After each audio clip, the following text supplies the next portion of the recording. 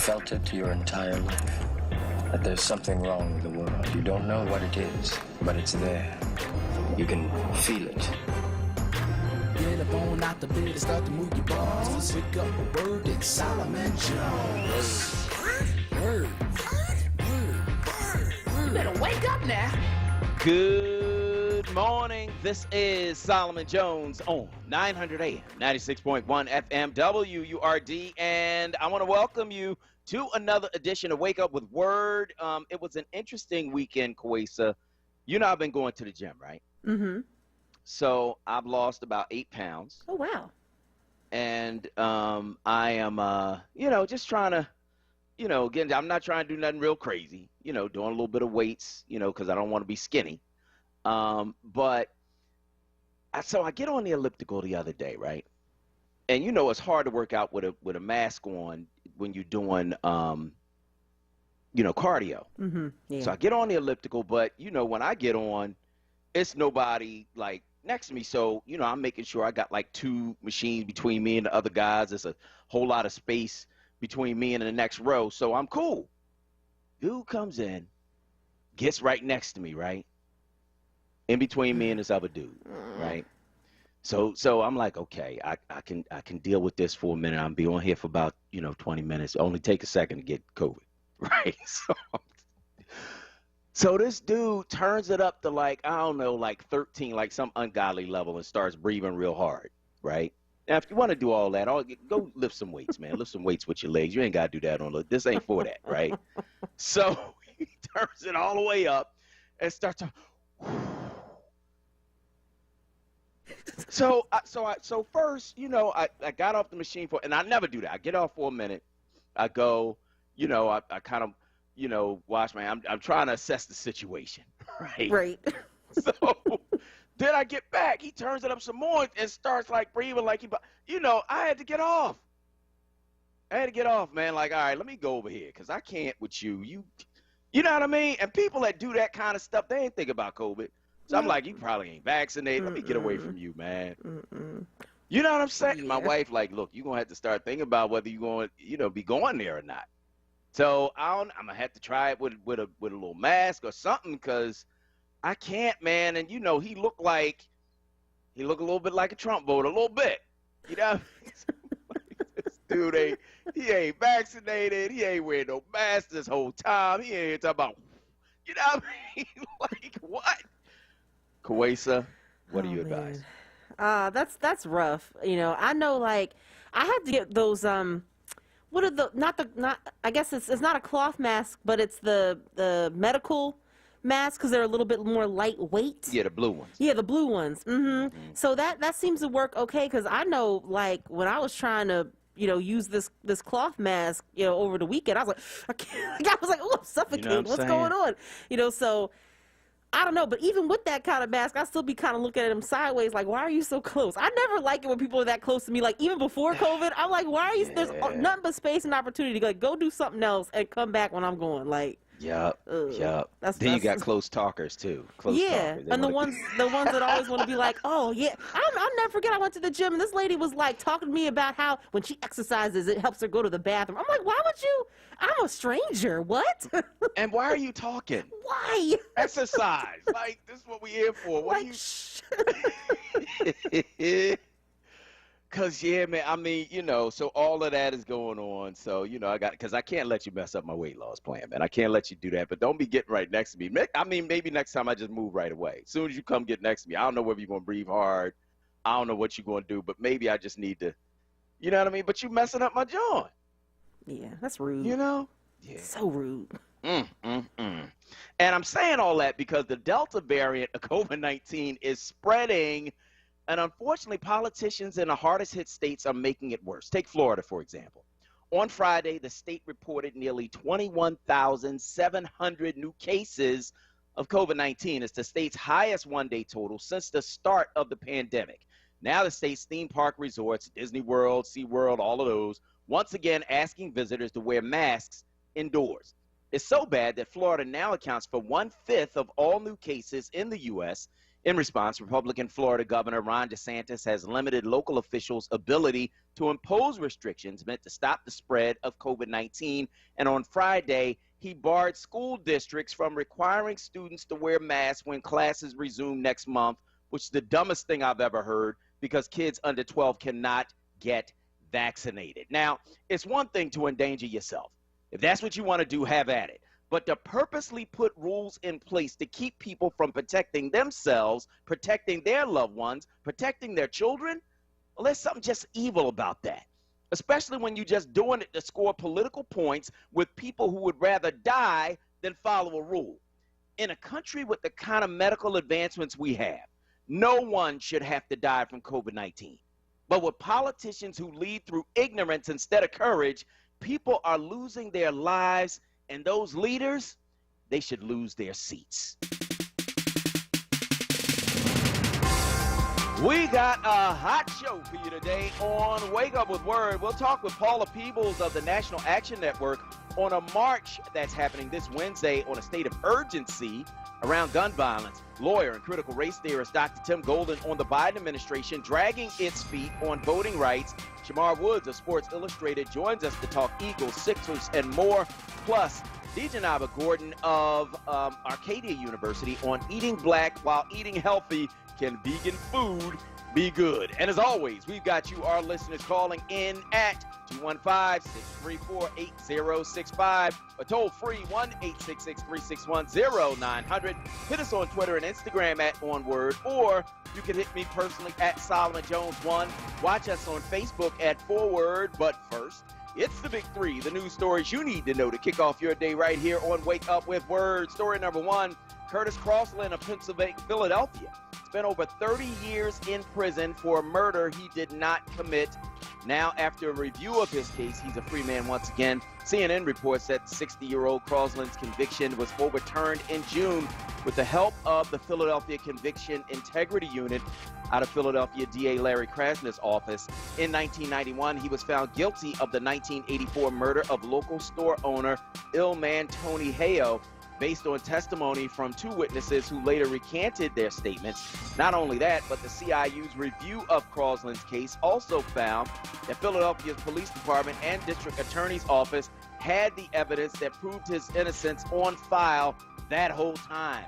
There was also no evidence, physical or otherwise, that connected Crossland with the murder. Citing the CIU's exhaustive and dedicated investigation of the case, the federal court agreed that evidence regarding the lack of credibility of two prosecution witnesses was not turned over to defense counsel at the time of trial, as is constitutionally required, nor was evidence disclosed by the Commonwealth that showed the Philadelphia police investigation initially focused on another suspect. You have poor indigent men that have no access to have a good defense, Crossland said.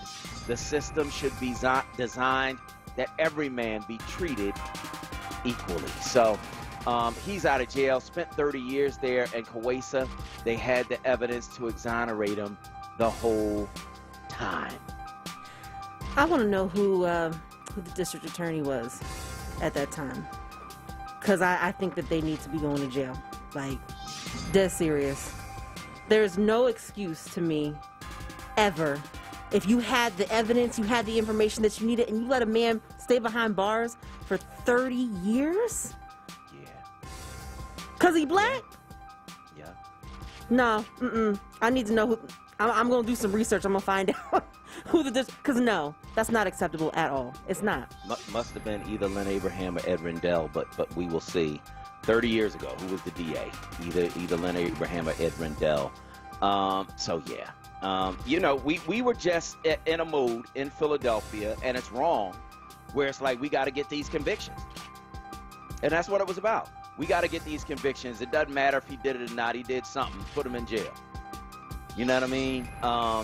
And it was black people who were suffering that fate, not only here but across the country. That is how racism plays out through the law. Oops, isn't that what critical race theory says? I think it is. And Mr. Crossland's life and experience is the proof. And again, when he sues, and he should, Philadelphia taxpayers are going to be the ones footing the bill, not the people who actually did it.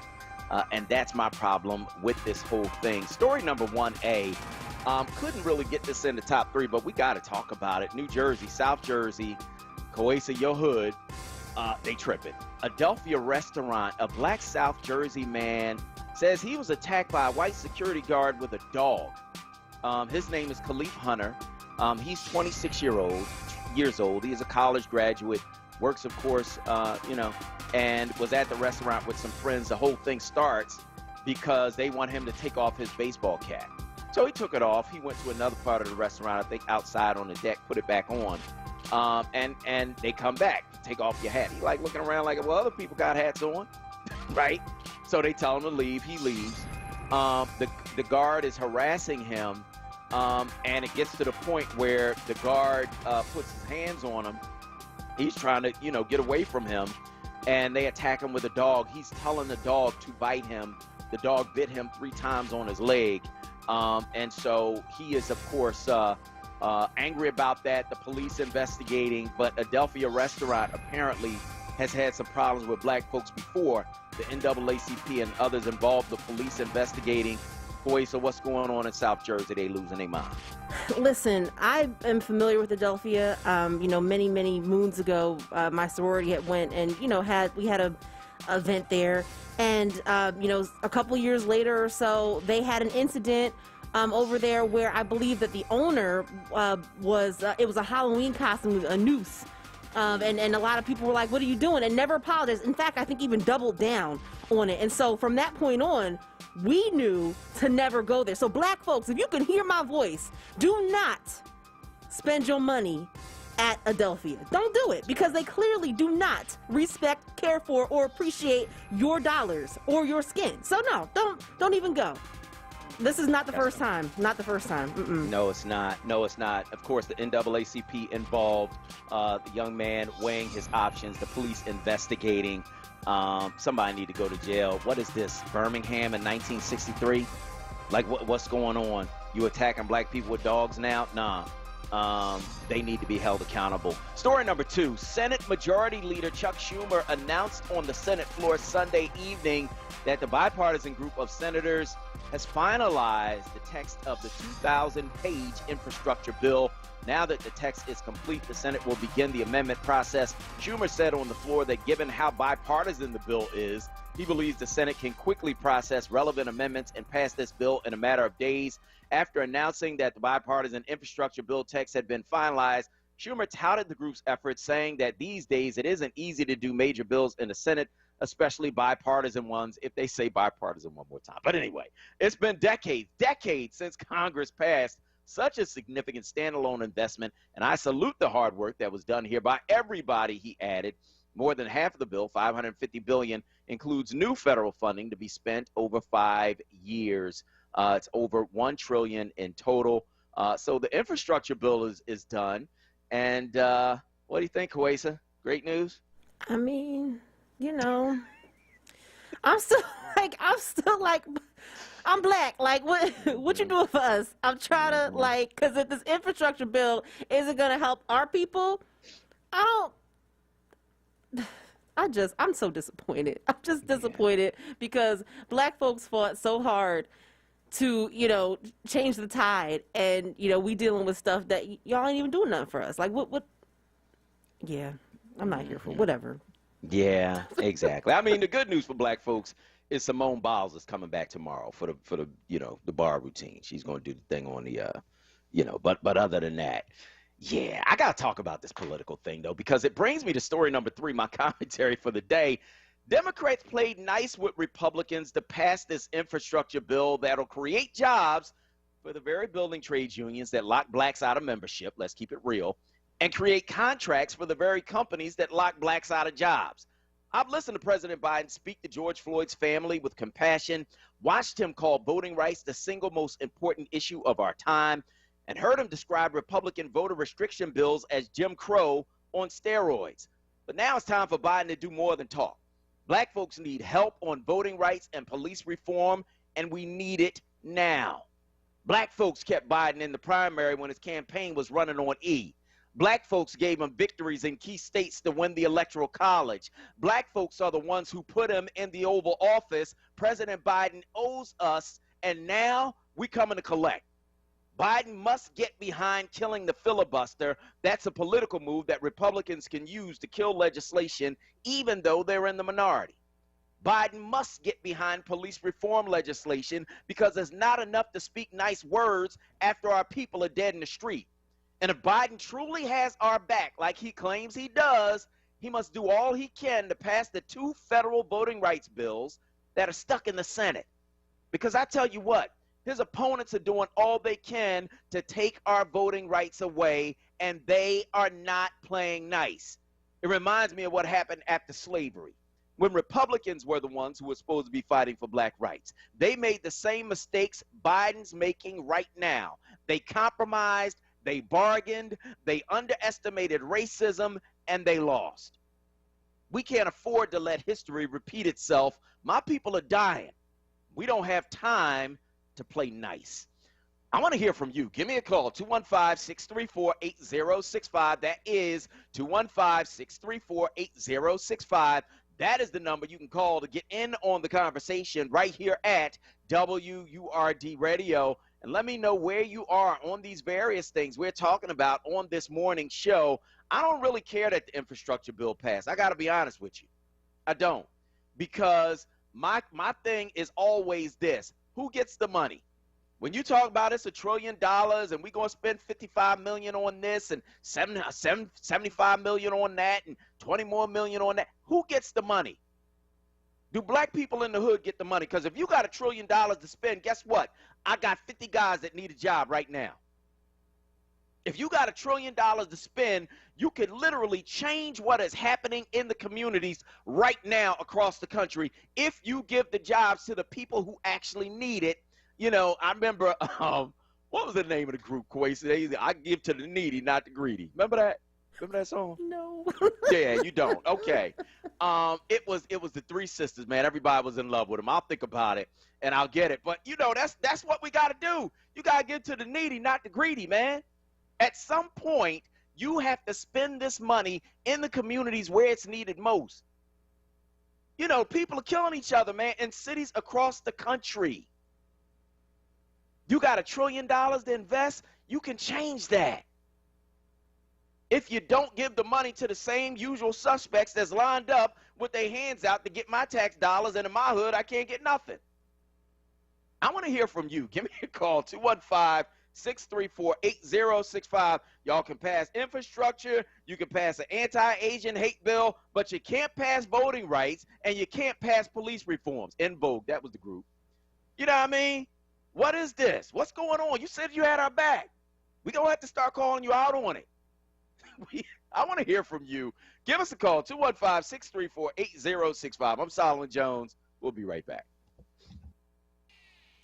James Schuler Boxing Gym is now offering youth and team boxing classes beginning Saturday, July 31st. Gain confidence, body strength, camaraderie, and boxing skills. Physical fitness is great for mental and physical health. Go to jamesschulerboxing.com for more info and registration, or call 215-399-7483. That number again is 215-399-7483. Build skills needed for employment through the Philadelphia Skills Forward Initiative, a free upskilling program for workers displaced by the pandemic, those whose jobs are at risk for automation, and black and brown workers. Complete courses focused on digital literacy, career management, and professional skills for a successful career. Get started today at chamberphl.com. Now, a traffic update on WURD Radio. Good morning. This report sponsored by ExpressPros.com. Schuylkill Expressway eastbound Blue Route through the curve again to Boulevard to Spring Garden, getting busy westbound side. Delay City after Belmont. Again around the curve to Conshohocken. Westbound Vine Expressway slowly out the Broadigan Parkway through the Schuylkill Expressway. Southbound Boulevard Route 1 a little slow. Broad down to Wissahickon through construction. Southbound 95 you're jammed up Cobham to Bridge through that work. Then again Betsy Ross through Girard. Northbound looks good. 55 north jam there. Deptford in the 42. 42 northbound 41 to 295. A bit of a slow ride. Looking for a job? Contact Express Employment Professionals and be part of their national hiring event with one application. Express connects you with multiple employers and never charges a fee. Go to ExpressPros.com, find your nearest office, and call Express today. For more traffic information, log on to SigAlert.com. Jim Bachman with your Philadelphia area traffic. Now, a word weather update. Here's NBC 10 First Alert meteorologist Bill Henley. A beautiful summer day ahead. Lots of sunshine, low humidity, and a pleasant breeze. We'll warm to 83 this afternoon. Mainly clear tonight, down to 62 Tuesday morning. Increasing high clouds Tuesday. And again on Wednesday, both days up to 80 degrees. I'm NBC 10 First Alert meteorologist Bill Henley.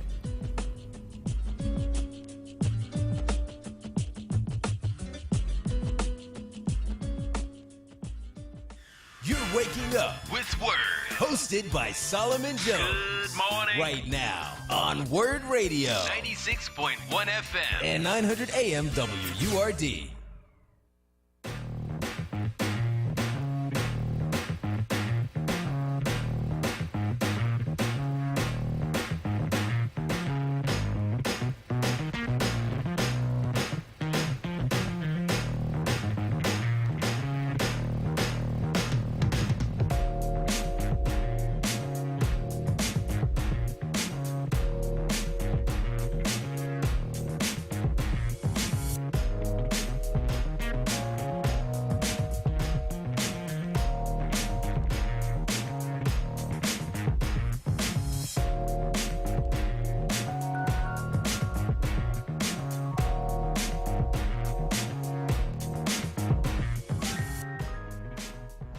Good morning. This is Solomon Jones on 900 AM, 96.1 FM, WURD, and I want to hear from you. Give us a call, 215-634-8065. That is 215-634-8065. That is the number you can call to get in on the conversation right here at WURD Radio. Let us know where you are on these various things we're talking about on this morning's show. 215-634-8065 is the number that you can call to get in on the conversation right here at WURD Radio. So the Senate is on the verge of passing the $1 trillion infrastructure bill, and that's great. They're going to build some roads, build some bridges, invest in the electric grid, passenger freight rail, expand broadband internet access, $55 billion for water infrastructure. All that is nice. How many black people getting jobs out of that? That's my question. How many black people are getting jobs out of that? Will it be at least the 13% of the population that we say we are? Will 13% of that job, those jobs, go to black folks? That's all. That's my only question. How many of the jobs are going to us? How much of that money is being invested in our community? And don't tell me, we're investing $1 billion in the black community in Philadelphia and ain't no black people getting none of that $1 billion. Well, you're not investing $1 billion. You invest in some wires, you invest in some bridges, you invest in some internet access, you invest in you fixing the reservoir. But I'm talking about how much of the money is going in black people's pockets? See, these are the questions we have to start asking, man. When they start talking about we spending $50 million on that and $20 million on that and $30 billion on that, and okay, how much of the money is going in our pockets? We investing in your community. If we don't get the money, you're not investing in our community. You investing in stuff. Real rap. Like, at some point, we have to be in the position where we are not standing there watching other people making $100 working in our community, $100 an hour working in our community. We have to get to that point. That's nice you passed the infrastructure bill. Meanwhile, our people still getting killed in the street. It's nice that you passed the infrastructure bill. Meanwhile, they passing legislation in all these states around the country to make sure that we can't vote. It's nice that you passed the infrastructure bill. That's great. What does that do for us right now in a state of an emergency in our community? What does it do for us right now? How many of the jobs are going to us?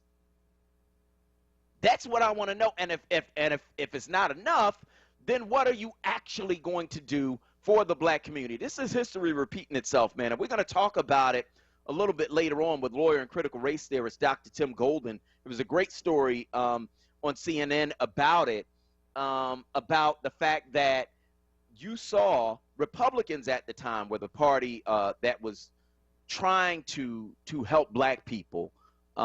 They were the party of Lincoln. Since that time, the parties have switched places. But at that time, the Republican Party was the party that was supposed to be standing up for black people, and they sold us out.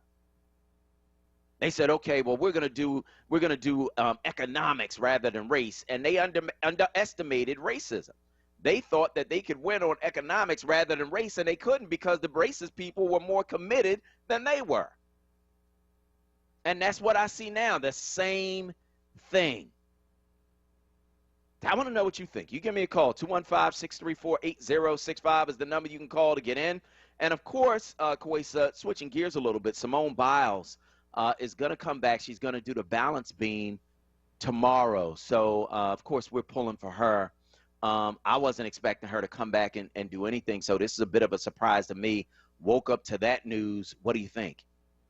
You know, I mean, for me, as long as she is comfortable and she is in the right headspace, you know, then I'm here for it. You know, I think that, you know, the other piece too is that, you know, we shouldn't have to, you know, apologize for needing to take steps back. I think that it's sometimes it's necessary and it's important. And then when you know, want to come back, then you should be able to come back. I mean, so at the end of the day, I'm going to look forward to watching her, and I just pray that, you know, all is well with her and all is well with her health. I just hope that no one, you know, forced her back into it, you know, against her wishes or things like that. And so I'm always just going to be in support of her and her mental health. And if she's, like I said, in the right headspace, then I'm all here for it. Yeah, and that's the key. Is she in the right headspace? Because, you know, people have fallen on that balance beam, man. Yeah. And not well. White girl fell some years back and fell right on her head. You know what I mean? Like, it's not, you know, so when she pulled out and said, look, you know, my mental is not there. No, people have to understand gymnastics is dangerous. On the level that she's doing it, this is not you doing a cartwheel. This is dangerous. Like, you can be paralyzed or worse, you know, if you fall the wrong way. And so, to your point, Kwesa, I hope that she's in the right mental state as well. She seems to think that she is. And so, you know, looking forward to seeing what happens, man, when she gets on that balance beam tomorrow and compete. So if you want to talk about that, you can certainly give us a call, 215-634-8065. That is 215-634-8065. That is the number you can call to get in on the conversation right here at WURD Radio. DA Larry Krasner, of course, has this conviction integrity unit. More than 20 people now have had their convictions overturned.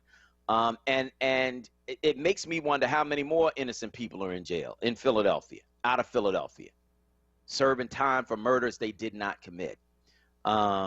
Because I believe this is probably just the tip of the iceberg. I think if that was the culture that we are going to get whoever we can get, we are going to hide whatever evidence there is that might clear them. We are going to hold on to it. We are going to lie on the stand. We're going to do whatever it is we have to do in order to get a conviction and keep our numbers up. How many more innocent people are in jail? So I want to hear from you about that as well. Give us a call, 215-634-8065. That is 215-634-8065. That is the number you can call to get in on the conversation right here at WURD Radio. And, of course, South Jersey, Kwesa. South Jersey. Yo hood. Adelphia restaurant. Like, what is up with them, man? And you know, this, of course, on the heels of the other case where the guy was terrorizing the elderly members of the board of the condo where he lived in South Jersey as well. And so, you know, these people, I think, are losing their minds. Now, I don't know if you've seen, like, this kind of racism where people are actually trying to resort to violence, right? Sicking dogs on people and, you know, trying to bust in people's houses like the guy in the condos and, like, all of that stuff. Have you seen that kind of stuff? I know we've seen our microaggressions and all of that. We see that all the time. But I'm talking about this kind of stuff. Is this different? Yeah, I would say, at least from what I've experienced and what, you know, other people that I, you know from, at least from the Jersey area, it hasn't been this level of violence.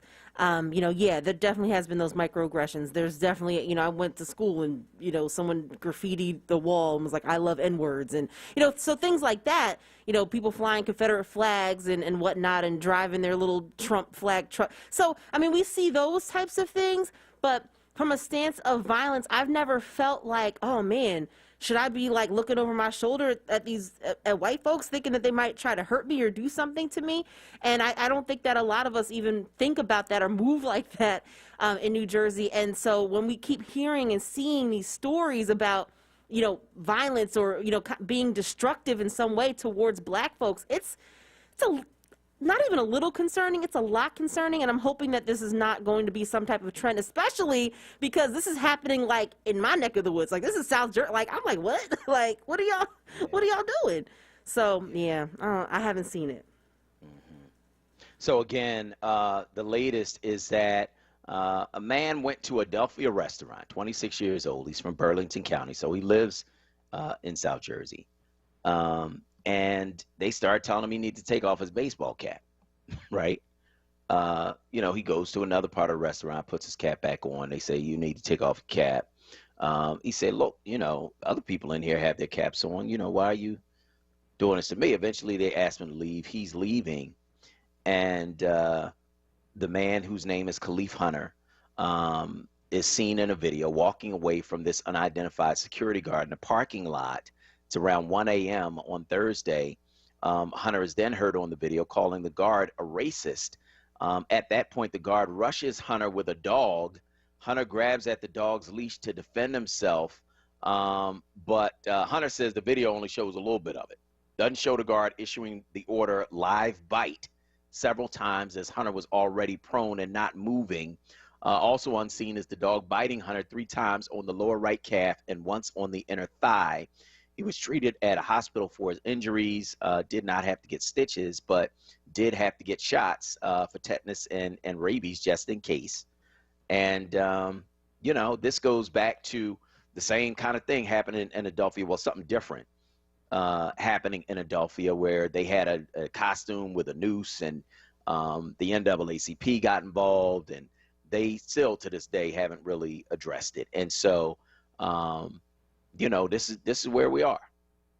This is where we are as a people where they actually now sicken dogs on black people. And, I always think of history when I see stuff like this. I think of Birmingham. I think of Bull Connor. I think of young black people trying to demonstrate for their rights and being attacked by dogs. I think about the time I went to go visit my friend in Birmingham and saw statues of what happened with those dogs biting people. When I, stood outside of the church that they bombed and touched the wall and tears welled up in my eyes. I think about all of these things that have happened historically, and I see them happening again. And what we have to realize is that history does not tell you what did happen. History tells you what's going to happen. And if you are not vigilant about it, it will absolutely repeat itself. I want to hear from you. Give me a call, 215-634-8065. Ali from Southwest is on line 1. Go ahead. Hey, what's going on, brother? What's up? I call up every day, and I hear a lot of things being talked about. You sound really muffled, Ali. My apologies. Do I sound better now? A little bit. Go ahead. I was saying that I call in, and I don't hear the major issues being addressed of what I think is the root cause of a lot of our struggles, and that's education.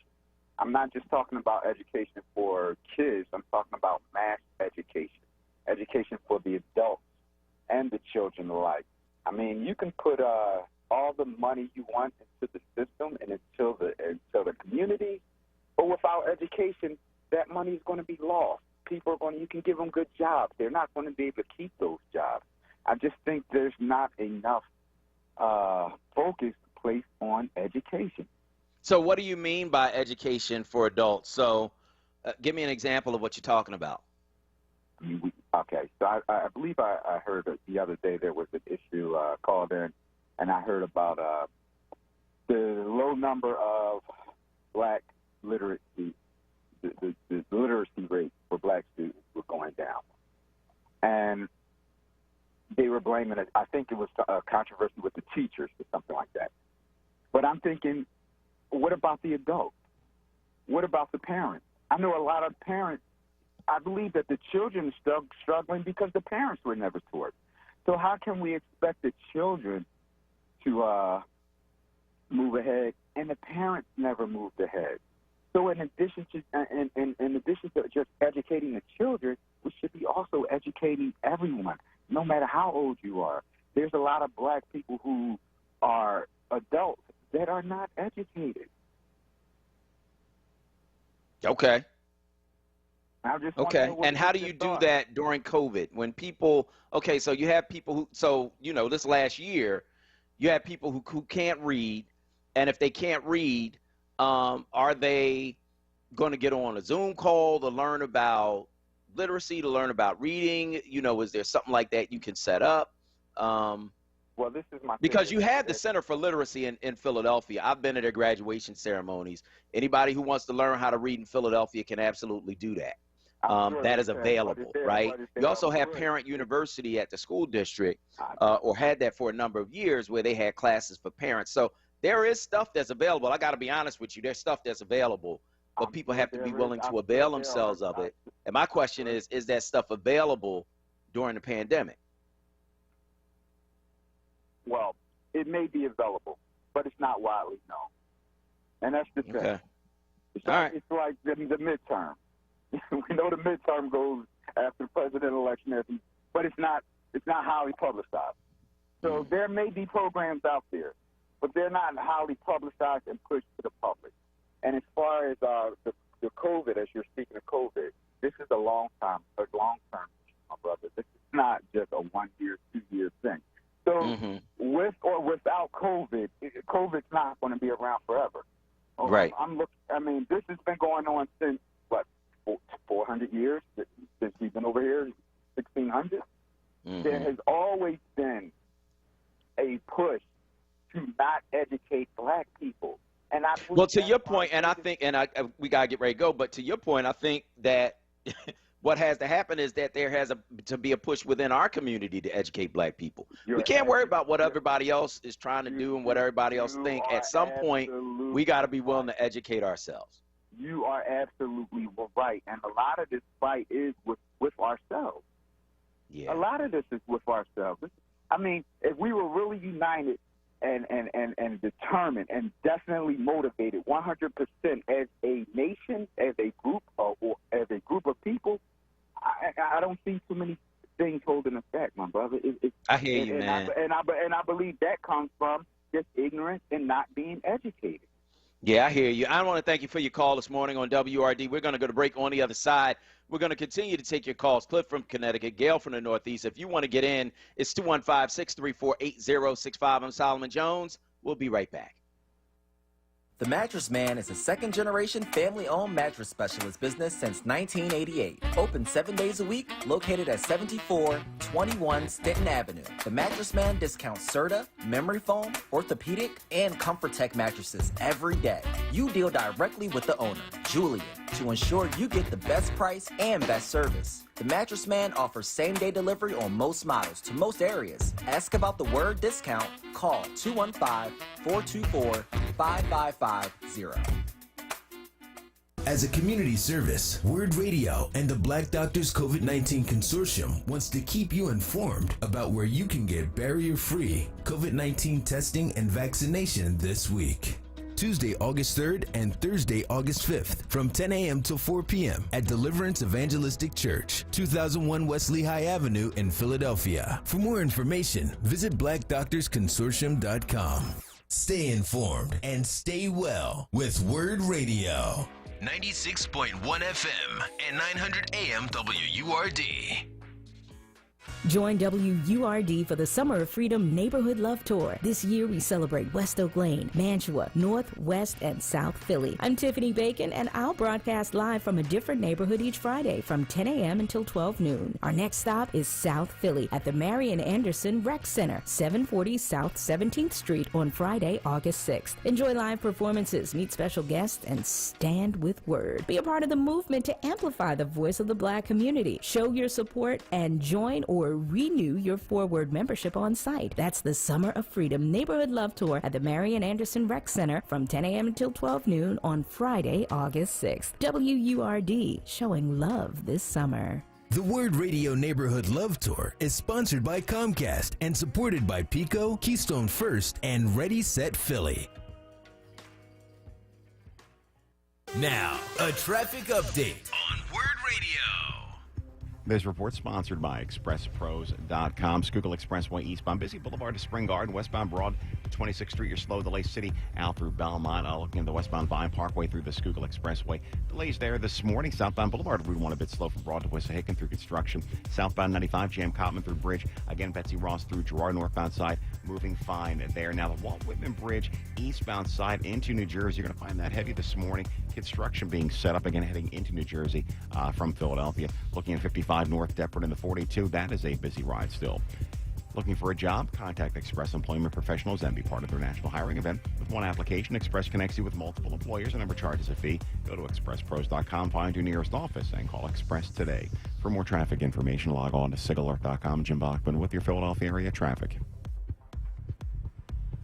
Now, a WURD weather update. Here's NBC 10 First Alert meteorologist Bill Henley. Sunny, breezy, and nice with very low humidity today, a high of 83 this afternoon. Mainly clear tonight, a low of 62 Tuesday, increasing high clouds tomorrow, a high of 80 degrees. Lots of high cloudiness around on Wednesday, right back up to 80 after a morning low of 64. I'm NBC 10 First Alert meteorologist Bill Henley.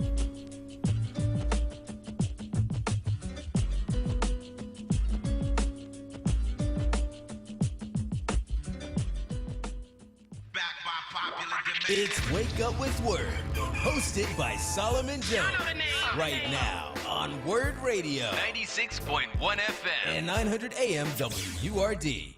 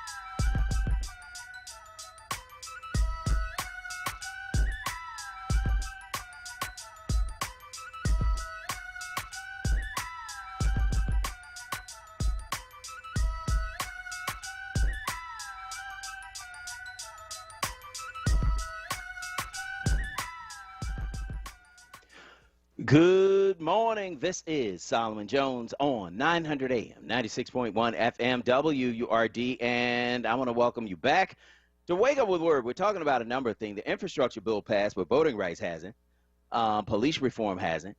You know, so we got some black priorities that, you know, need some attention. And if you got our back like you say you do, we need you to start moving on that. We want to hear from you. Give us a call, 215-634-8065. Cliff from Connecticut is online too. Go ahead, Cliff. Thank you, Brother Solomon. I'll be quick. Listen, much respect to the Queen. Listen, I'm gonna run through this, bro. You've been on the show for like 2 years, 3 years.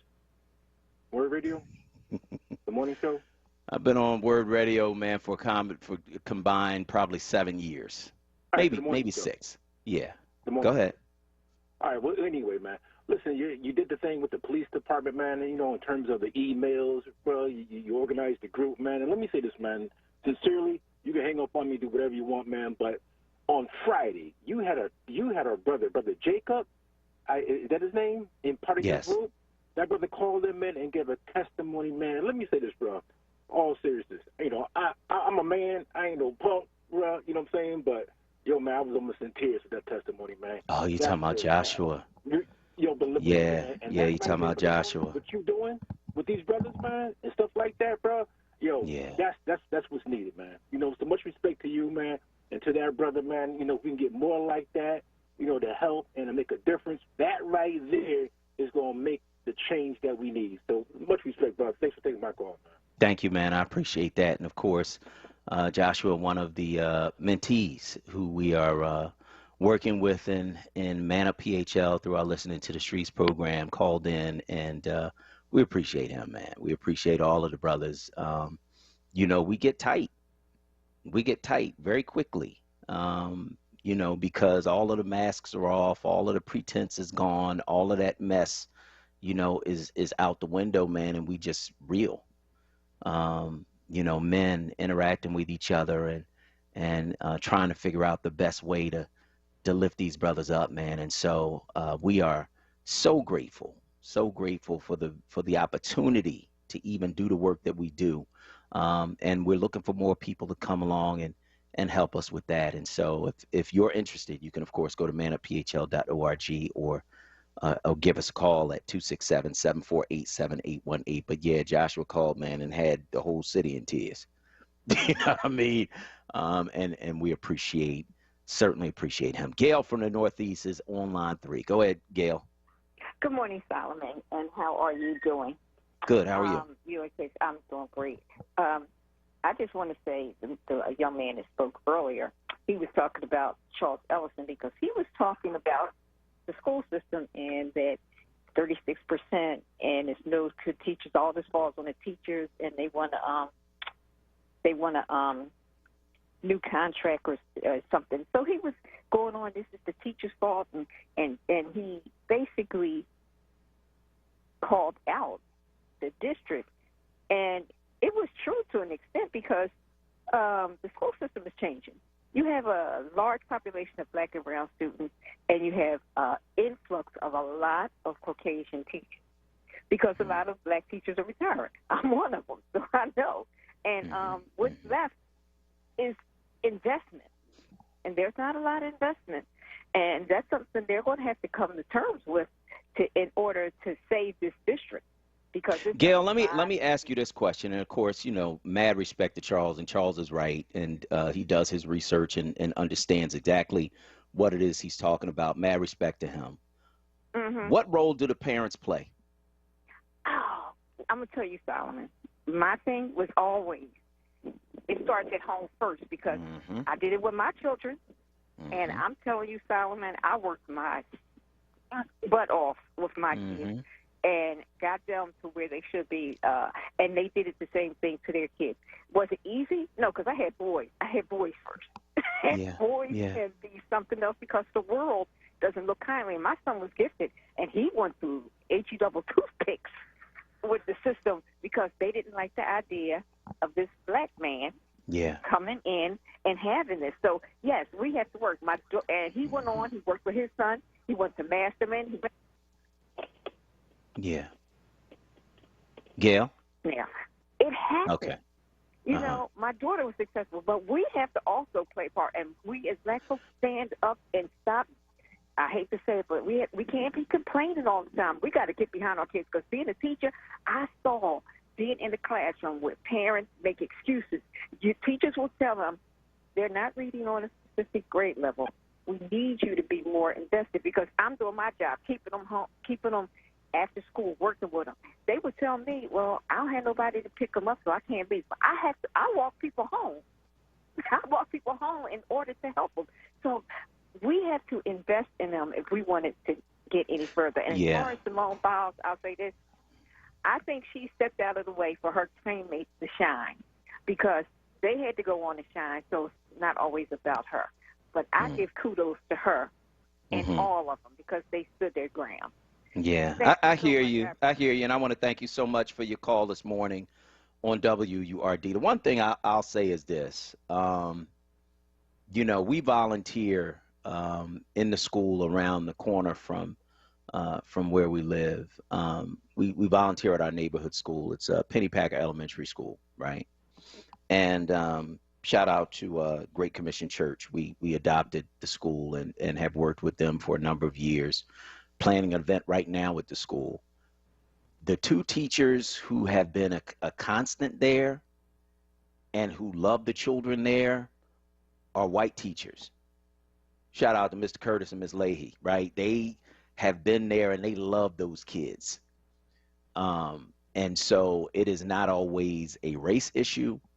It is not always a teacher issue, because when you talk about who shows up on parent night, see, don't nobody want to talk about who shows up on parent night. Now, I know, you know, we got to work and all of that, and we got 2 and 3 jobs. I get it. But if you can't show up, guess what? You better get Uncle so-and-so to show up, get an aunt to show up, get somebody to show up and show that there is a family backing that child. You know, so when I combine the fact that I've seen parent teacher night when the parents don't show up, I've seen that, number one.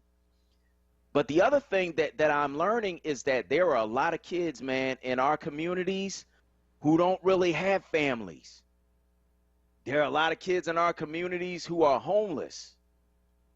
There are a lot of kids in our communities who are, you know, they in the street because they have to be. And I've heard this in multiple places. I've heard this in the rooms when we talking, listen to the streets. You know, they like, man, these young boys out here, they ain't got nobody. That's why they doing what they doing. You know, so we have to address that. Like, you know, the teacher play their role, the race plays its role, all of that. But guess what? If the kids don't have nobody at home, what do you expect? And so that's why, as a community, we have to step up and figure out, okay, who are these kids who have no one, so that we can step in to the extent that we can to try to help them. Because if we don't, there's only one way it's going to go. Sonny from South Philly's on line one. Go ahead, Sonny.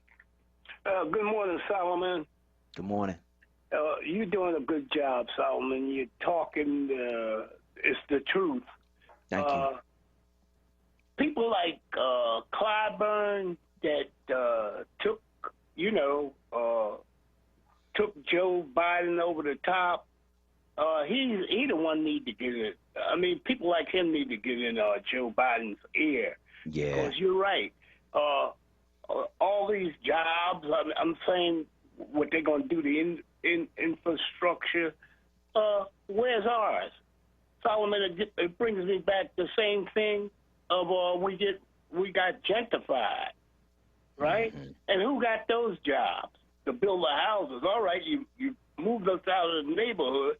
I don't know who was sitting at the table. Mostly wasn't nobody sitting at the table, because we didn't get none of that cake. At least if we moving on, then we should have the jobs. You got people, foreign people come here and they're billing, they're working, and black kids walk around smoking a joint, drinking a 40 early in the morning. I mean, who stood up for that? To say, you know, I'm a legislator. What did you get? We got gentrified out of the neighborhood and got nothing. Keep it moving. You don't get none of this cake. You got people working out there right now, and we ain't got no job. Talking about ain't no trade. There's something that we could do there. There's a lot of black people got trades. Mm-hmm. Yeah, but they sat at the table. There was the cake and the politics. What did you get out of that behind us going out? I mean, behind us going out, what did you get out of that? I mean, they call it chess, but I mean, okay, a chess game is a chess game. But when you're talking about here's a cake, you're supposed to get a piece of it. We got nothing. We got run out. We out now, and no work. All that work, they're building all over the city. We ain't working. When I look on these jobs where they make these here quick, I call them the quick houses, you don't see no blacks on there. Only brown people. Thank you, Solomon. All right, I want to thank you for your call this morning on WURD Radio. And, of course, we are dealing with the issue of gun violence in our community. Women are coming together this Wednesday for a rally and demonstration at City Hall, and one of the organizers is here to talk about it, Paula Peebles from the National Action Network, joining us on the other side of this break. I'm Solomon Jones. This is WURD. We'll be right back.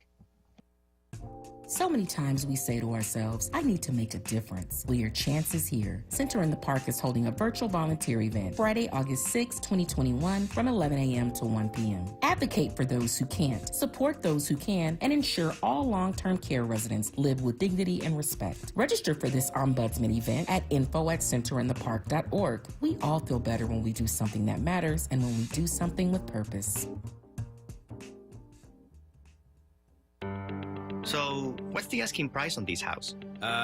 You'd probably be more comfortable living somewhere else. How long a lease is the landlord looking for? Well, I'm sure you can afford to live here, but... What are the schools like in this district? Yeah, we have twins in the 5th grade.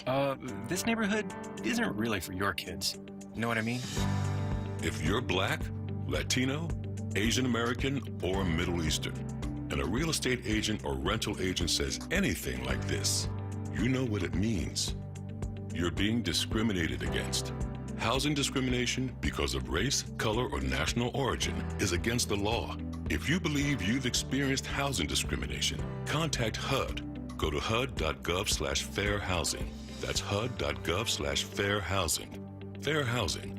The law is on your side. A message from the U.S. Department of Housing and Urban Development in partnership with the National Fair Housing Alliance.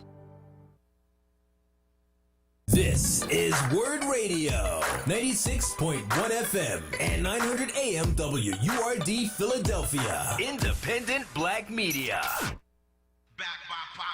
It's Wake Up with WURD, hosted by Solomon Jones. Right now on WURD Radio, 96.1 FM and 900 AM WURD.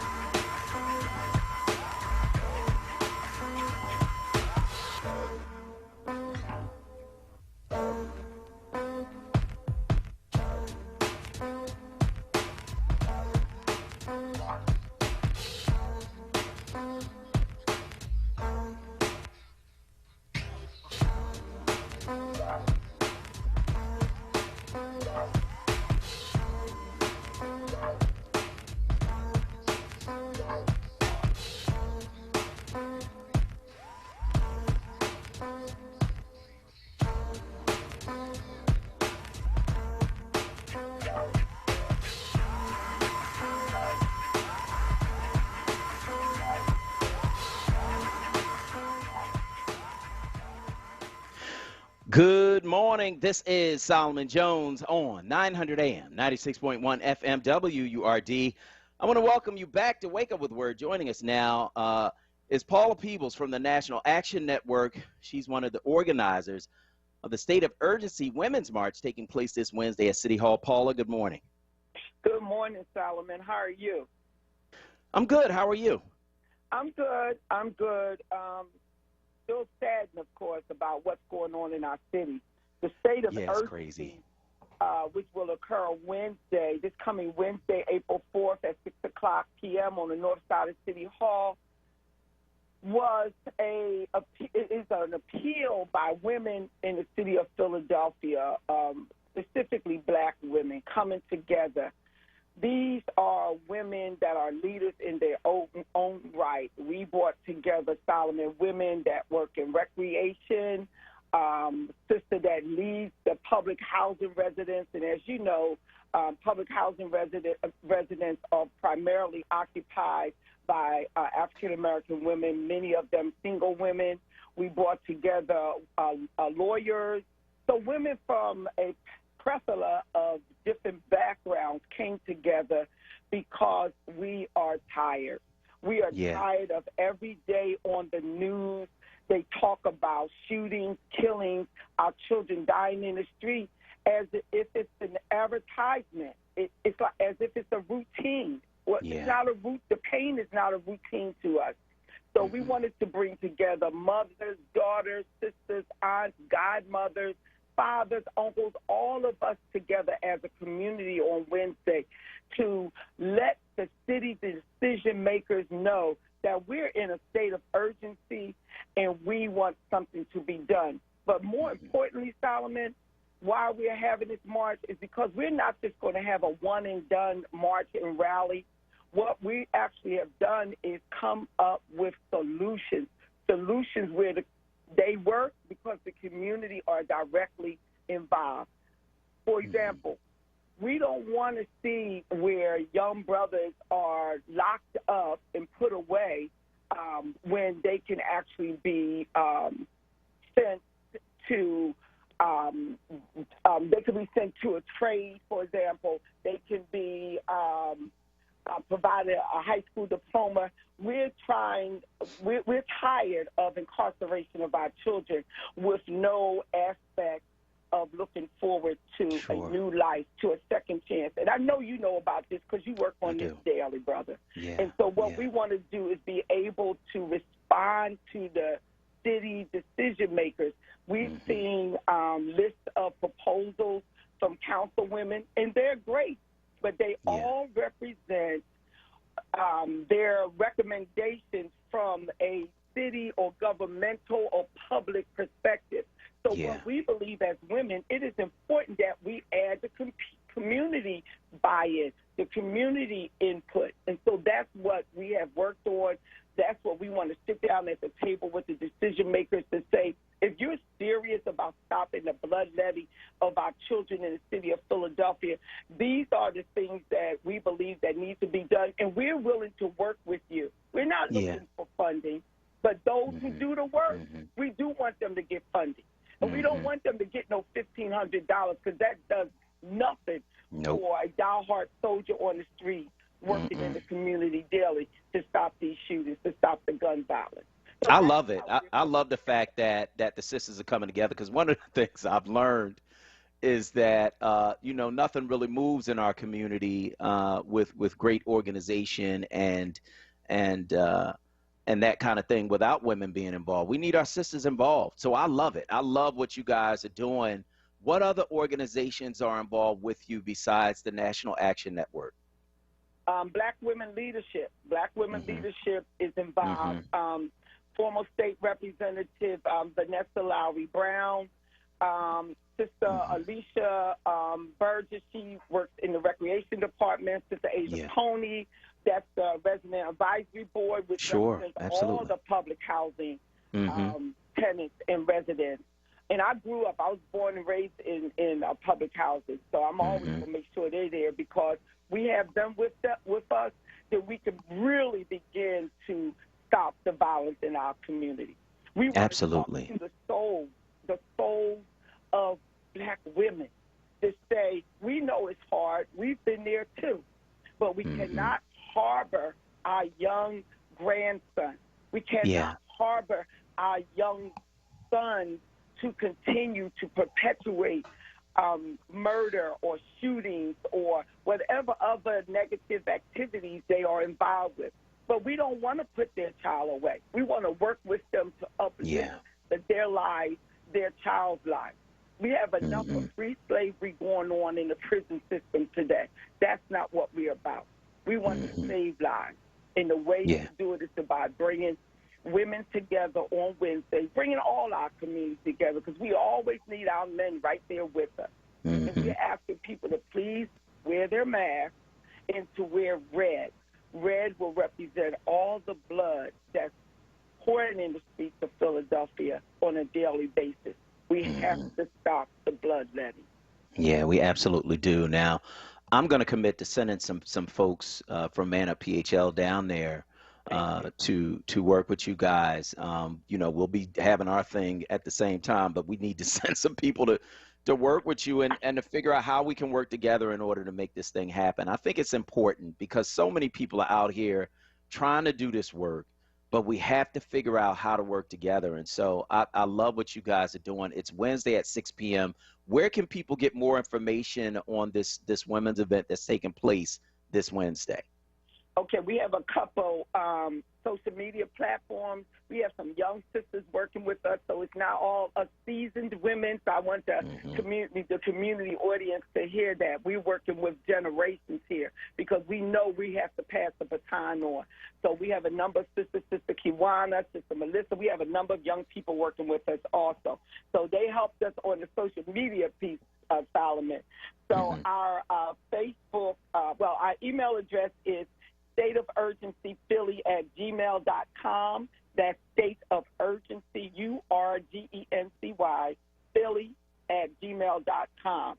Also, hashtag stateofurgencyphil. That's PHL, stateofurgencyphil. To reach a phone number, I will give them NAN number at this time, which is 215-769-1513, and I'll be happy to give them any additional information. We want to circle City Hall with all our bodies. We have to send a message. It is a state of urgency. Let them hear our feet on the ground. Wednesday, August 4th at 6 p.m. That phone number again is 215-769-1513. We have to save our babies. We have to. All right. Paula Peebles of the National Action Network, one of the organizers of the State of Urgency Women's March taking place this Wednesday at City Hall at 6 p.m. You can email them at stateofurgencyphilly@gmail.com. If you want to put anything on social media about it, you can use the hashtag stateofurgencyPHL. And that number, one more time, Paula, give it for people who want more information. 215-769-1513. Please come out and join us.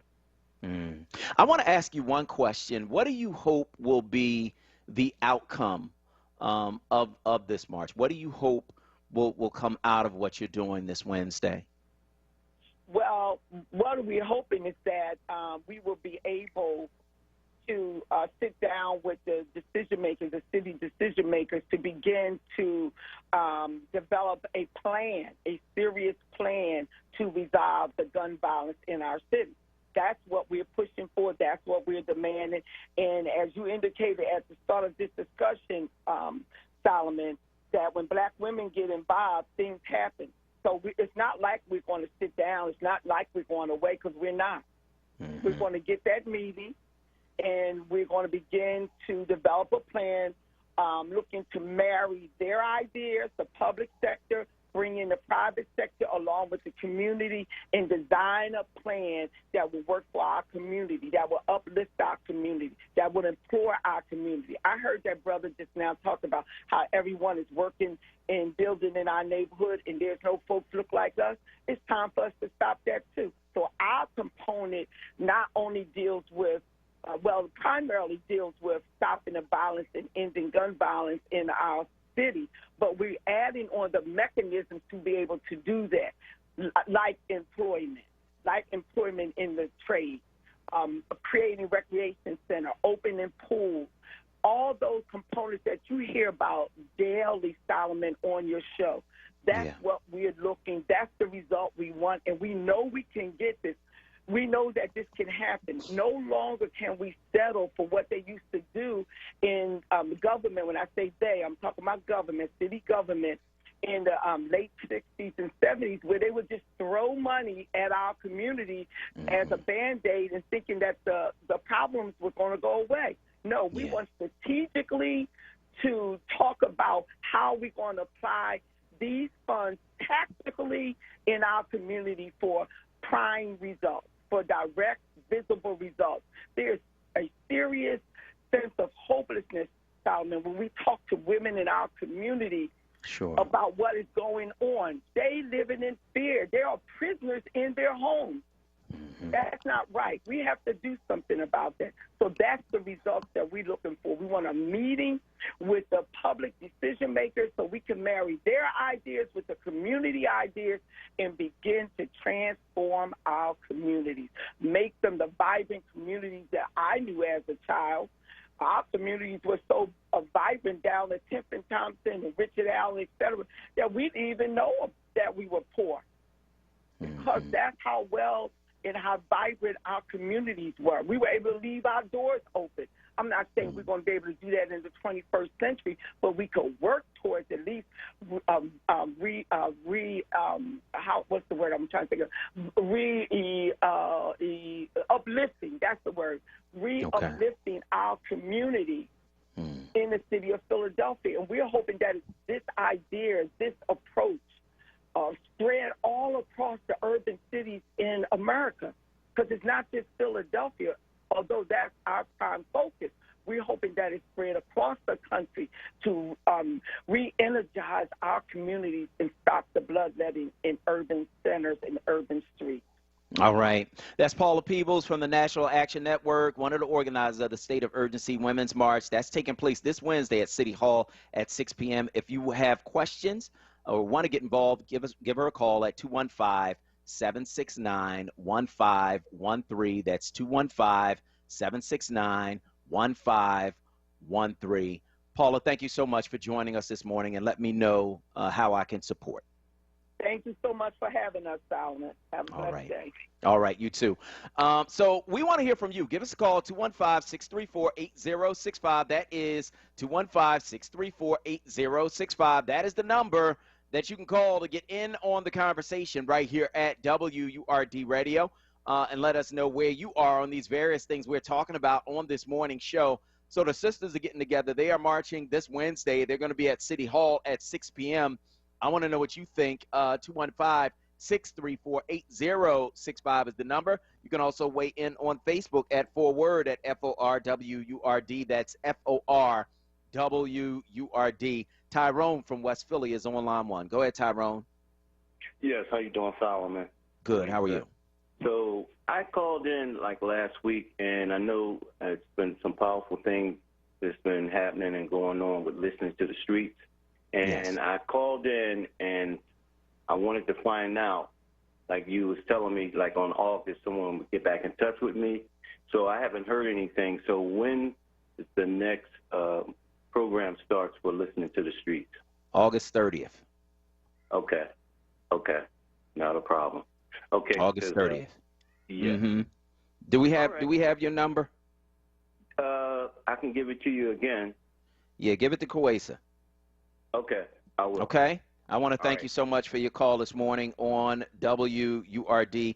We certainly appreciate it. 215-634-8065. That is 215-634-8065. That is the number that you can call to get in on the conversation right here at WURD Radio. 215-634-8065 is the number that you can call to get in on the conversation right here at WURD Radio. Let us know where you are on these various things we're talking about this morning. 215-634-8065. You can also weigh in on Facebook at 4WURD at FORWURD. That's FORWURD.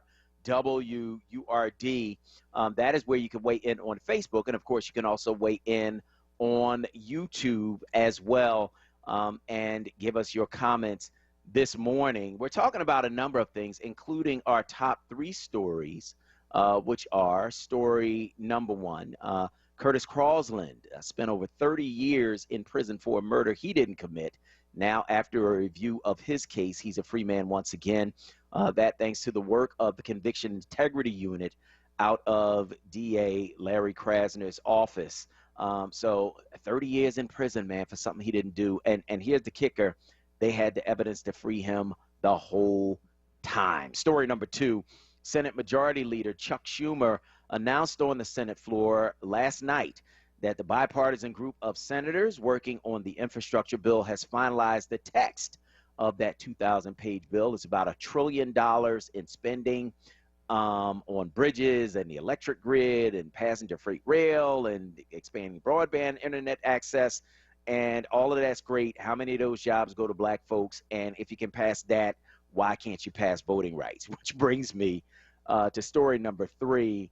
My commentary for the day: Democrats played nice with the Republicans to pass an infrastructure bill that'll create jobs for the very building trades unions that lock blacks out of membership and create contracts for the very companies that lock blacks out of jobs. I've listened to President Biden speak to George Floyd's family with compassion, watched him call voting rights the single most important issue of our time, and heard him describe Republican voter restriction bills as Jim Crow on steroids. But now it's time for Biden to do more than just talk.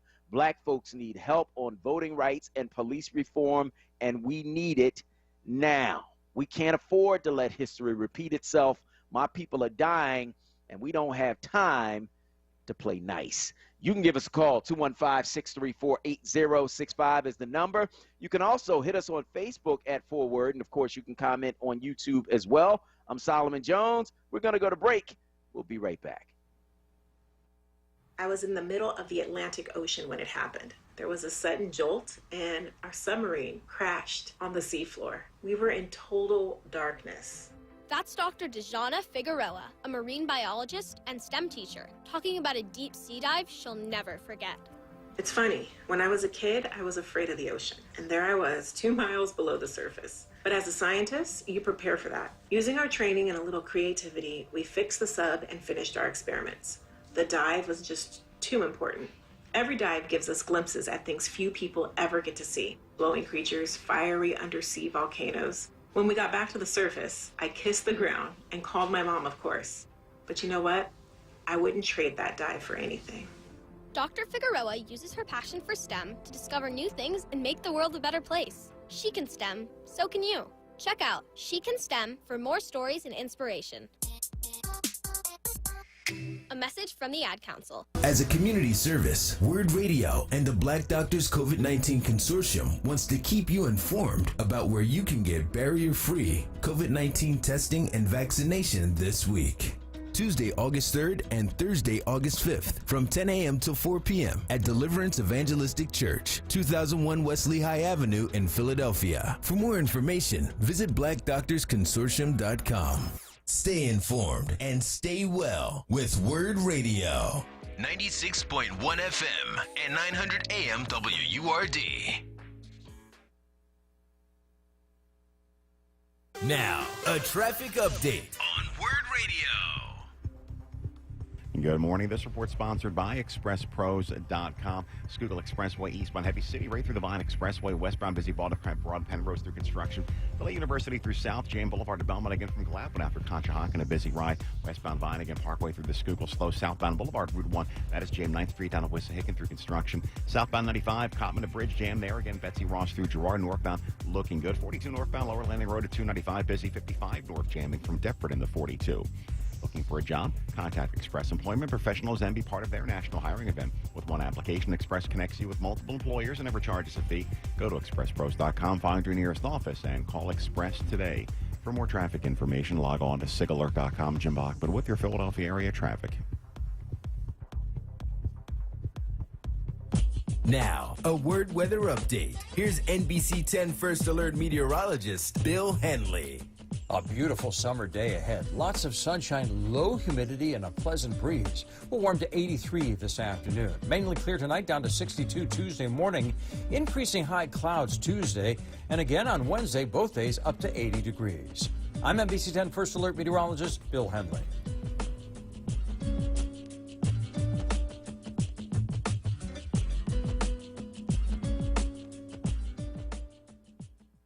It's Wake Up with Word, hosted by Solomon Jones.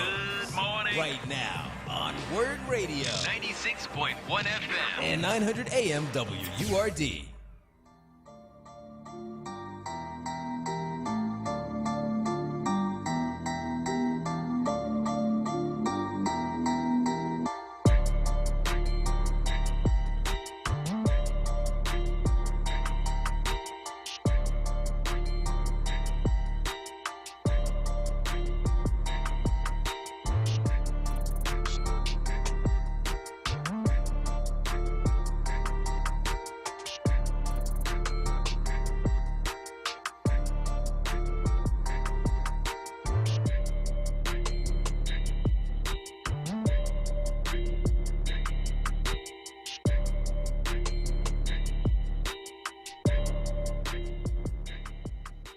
Good morning. This is Solomon Jones on 900 AM, 96.1 FM, WURD, and I want to welcome you back to Wake Up with Word. We are taking your calls at 215-634-8065. That is 215-634-8065. That is the number you can call to get in on the conversation right here at WURD Radio. And you can, of course, weigh in as well at Facebook at onWURD at FORWURD. That's FORWURD. I do want to remind you to join WURD for the Summer of Freedom Neighborhood Love Tour. This year we celebrate West Oak Lane, Mantua, North Philly, West Philly, South Philly. Tiffany Bacon will broadcast live from a different neighborhood each Friday from 10 a.m. to 12 noon. Our next stop is South Philly at the Marion Anderson Recreation Center, 740 South 17th Street on Friday, August 6th. Enjoy live performances, meet special guests, and stand with WURD. Be a part of the movement to amplify the voice of the Black community. Show your support and join or renew your onWURD membership on site. That's the Summer of Freedom Neighborhood Love Tour at Marion Anderson Recreation Center from 10 a.m. to 12 noon. So we're taking your calls at 215-634-8065, talking about a number of things this morning, including our top three stories, which are story number one, Curtis Crossland of Philadelphia spent 30 years in prison for a murder he didn't commit. Now, after a review of his case, he's a free man once again. Of course, story number 1A, the travesty at Adelphia restaurant where a black man who was wearing a baseball cap confronted by staff telling him he got to take off his cap. He did. Then he put it back on. They told him to leave, and they sicked the dog on him. So that happened. And when that happened, I thought about our next caller on the line, Patrick from New Jersey. He's on line one. Hey, Patrick. Hey, man. How you doing? Man, when I heard about this thing, I thought about you, and I thought about Martin Luther King, and I thought about him being chased out of a restaurant with a shotgun in New Jersey, and here it is 2021, and we got these same things happening again. Man, sadly, it doesn't seem like it changes much, does it? You know. So, and what I think what's so sad is one of the reasons why New Jersey will not recognize that house is because they don't want to have to admit that happened in New Jersey. You know. So if you can imagine, you go from the history books saying that the annals of history say that the South is the home of the racists, when the annals of the history books show that South Jersey is the home of the racists, which is sad, and that's where I live, and I know a lot of them. And there's certain towns which are literally, you don't, if you're black, you just don't go to,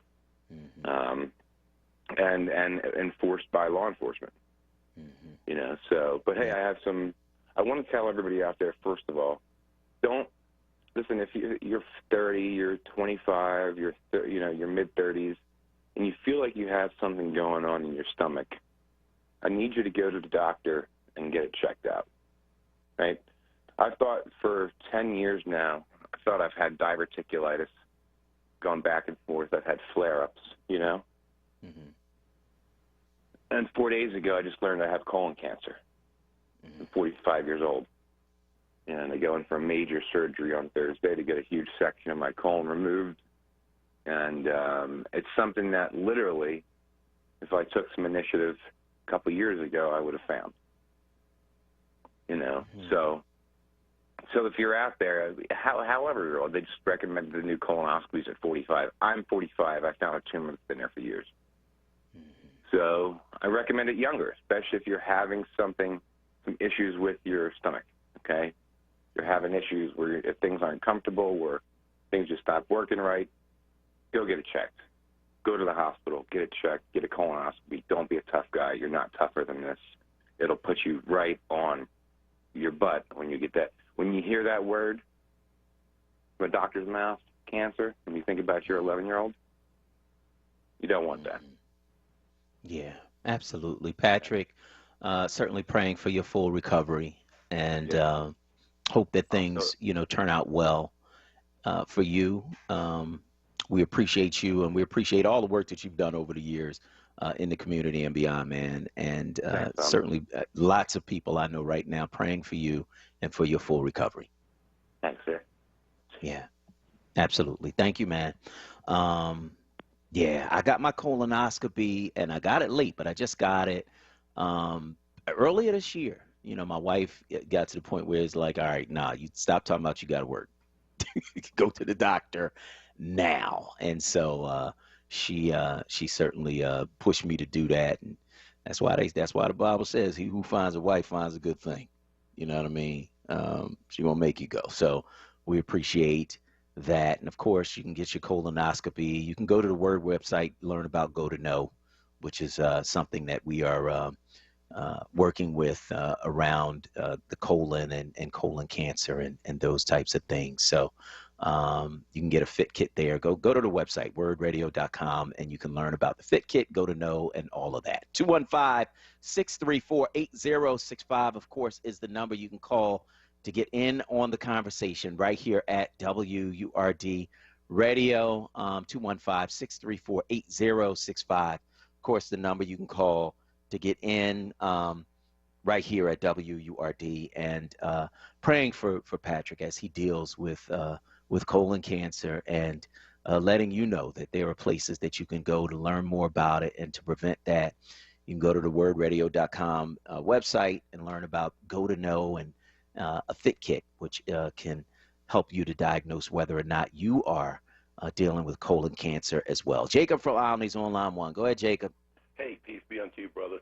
Yeah, we're gonna keep on praying for our brother Patrick, man. Like he said, that he get a full recovery for his family as well as us, because we need him out there helping us in this struggle, this fight. You know what I'm saying? You were speaking about your wife make you do them things like a lot of men don't want to, when they hear what a colonoscopy is. They be saying, "Oh no, I ain't." Ain't nobody. And we try to be that macho thing, but look. They let us know, get your whole butt down there. That's right. Let them people do what they do. And they do a good job, and you find out it's good to know. But again, the wives play a part. Solomon, since I'm downtown there, what's that, Wednesday, man? If you want me to go down check with Sister Peoples on behalf, because I'm with Man Up, you said you're going to send some peoples down there, God willing, and the creek don't rise. I'm already down there, so maybe. Okay, we're gonna give you a clipboard. Sign up some volunteers. Okay, well, whatever I got, I try to get in. All right. Fit in. You know what I'm saying, Solomon? Okay. All right. Excellent. All right. Thank you. Excellent. We will reach out this week between today and tomorrow, Jacob. Thank you so much. We appreciate it, man. Peace. All right. 215-634-8065 is the number that you can call to get in on the conversation right here at WURD Radio, and let us know where you are on these various things we're talking about on this morning show. 215-634-8065 is the number. that you can call to get in on the conversation right here at WURD Radio. You can, of course, also weigh in on Facebook at forward at FORWURD. That's FORWURD. And you can weigh in there and give us your opinions as well. Kawesa, what are they saying this morning on Facebook? So we do have a few comments here. Phyllis Williams is saying, Patrick, I'm so sorry to hear that, and you're in my prayers. Thanks for caring for us by advising us to get checkups. And so that's her comment. Also, I wanted to make sure that I gave out a number. If folks do not have access to the internet, you can dial 877-422-2030. Again, that number is 877-422-2030. That's the number that you can call. If you don't have internet access, you can call, get some more information about receiving a fit kit and just getting some basic knowledge in regards to colon cancer and things like that. And I will make sure that I put that in the Facebook chat as well. Cheryl Brown, good morning to you. Thank you so much for always calling me up with lovely words of encouragement. You're a beautiful human being. Thank you for that. Shirley Vaughn Curry, good morning to you. Joshua Cosby, good morning to you. Geraldine Mayfield says, Patrick, praying for you. Thanks for sharing. Sonia Marie, thank you so much for checking us out as well. Derek Ramsey is saying, good morning, Solomon and Word family, checking in from Cincinnati. Everyone have a great day. So that is his comment. Then we also have here as well, Asa Khalif, good morning to you. Thank you so much for checking us out always. Black women, he says, on the front line saving the world as usual. Thanks, Sister Paula. So that's his comment there. And then we also have, I'm just scrolling through, we have Deborah Dorn Carter is sending up prayers for Patrick as well. And I also did check in with YouTube. So for some of those comments, we have Nikki O'Tim saying, this is from earlier in the show, saying, Solomon, that's why I can't get back into the gym. You're going to have to work out at home, bottom line. And then Joanne Kemp says, the longer it takes people to comply with vaccines, the more likely it will increase even more variants and make vaccines less effective. And Gary Thomas is saying, good morning to you and I, Solomon. And then he says, 8 pounds? So that's actually amazing. I don't know.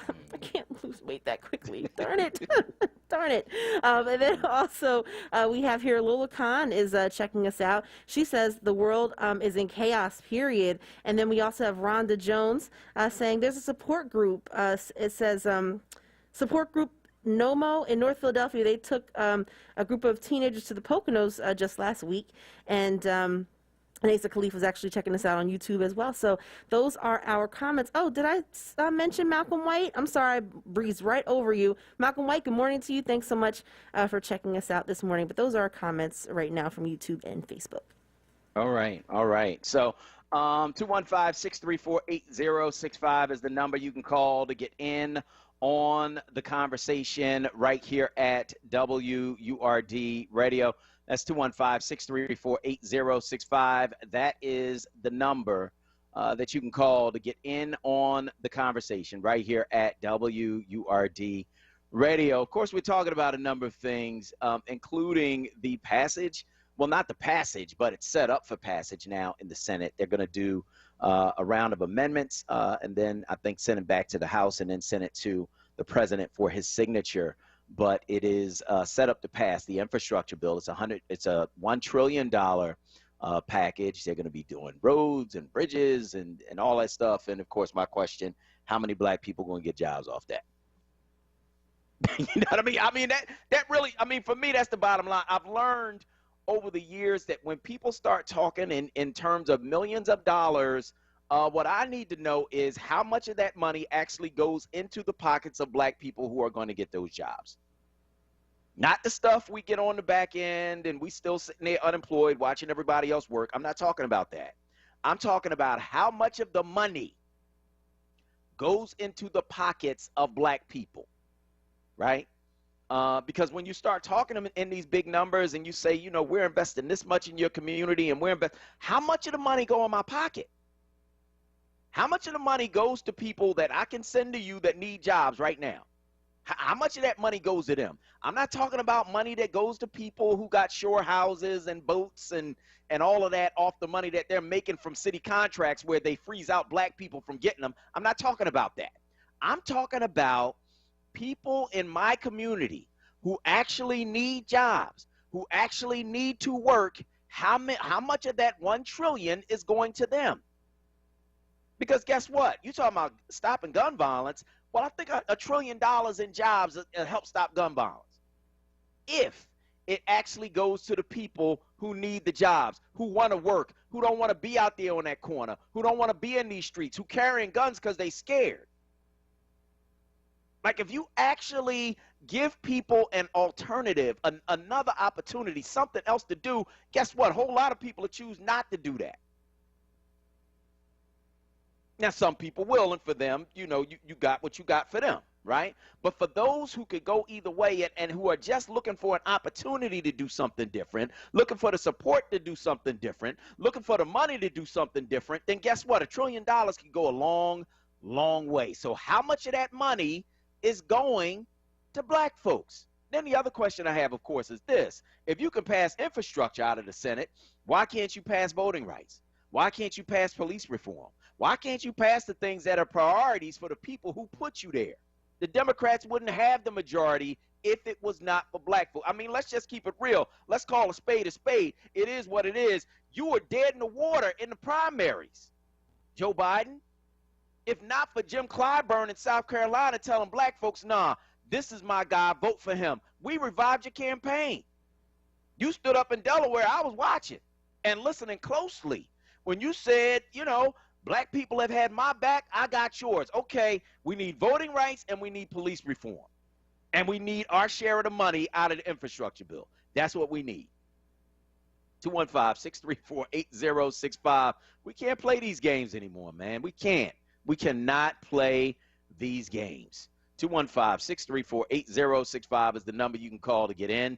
That's 215-634-8065. Of course, we've been talking a lot about food, right? We started this conversation actually last Wednesday with dear Melanie, talking about vegan food and vegetarian food and the difference between the two and whether it tastes good and whether you can actually have black food that is healthy, that also tastes good. And so we're going to be talking with our next guest. She's out of Arcadia University. She's an assistant professor there, deals with nutrition. Her name is Dejanaba Gordon, and we're going to talk about black food and black culture and being healthy and more. I'm Solomon Jones. We'll be right back.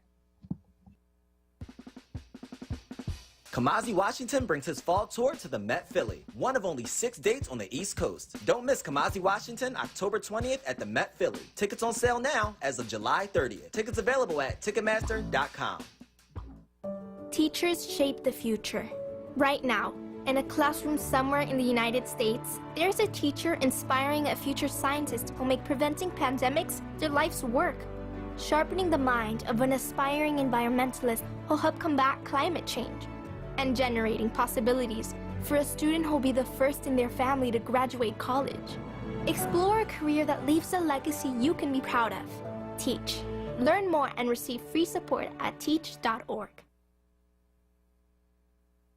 You're waking up with WURD, hosted by Solomon Jones. Good morning. Right now on WURD Radio, 96.1 FM and 900 AM WURD.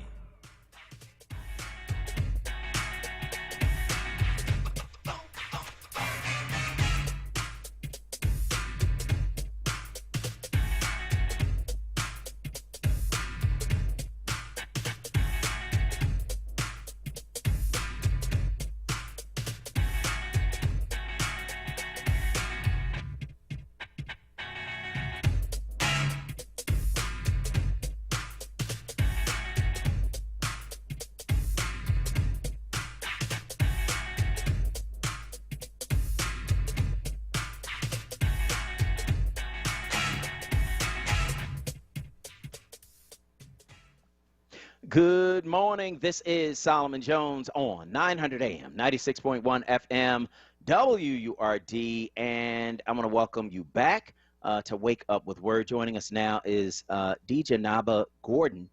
She's an assistant professor and internship coordinator for public health at Arcadia University, and teaches a lot about food and Black food in particular. Professor Gordon, good morning. Good morning, Mr. Jones. How are you? I'm good. How are you? Thank you for having me on. Absolutely. So let's get right into it, because we had a whole days of conversation about vegan food versus vegetarian food. I've had some vegan food, which unfortunately turned me against it, and so I want to hear.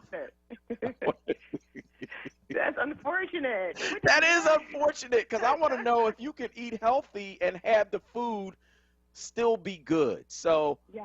Talk to us about vegan versus vegetarian, first of all. What's the difference between the two? So definitely, first to answer your question, you definitely can eat healthy, eat vegetarian or plant-based foods, and eat delicious foods that are healthy. So vegetarian is the one who eats plant-based foods. So they're eating fruits, vegetables.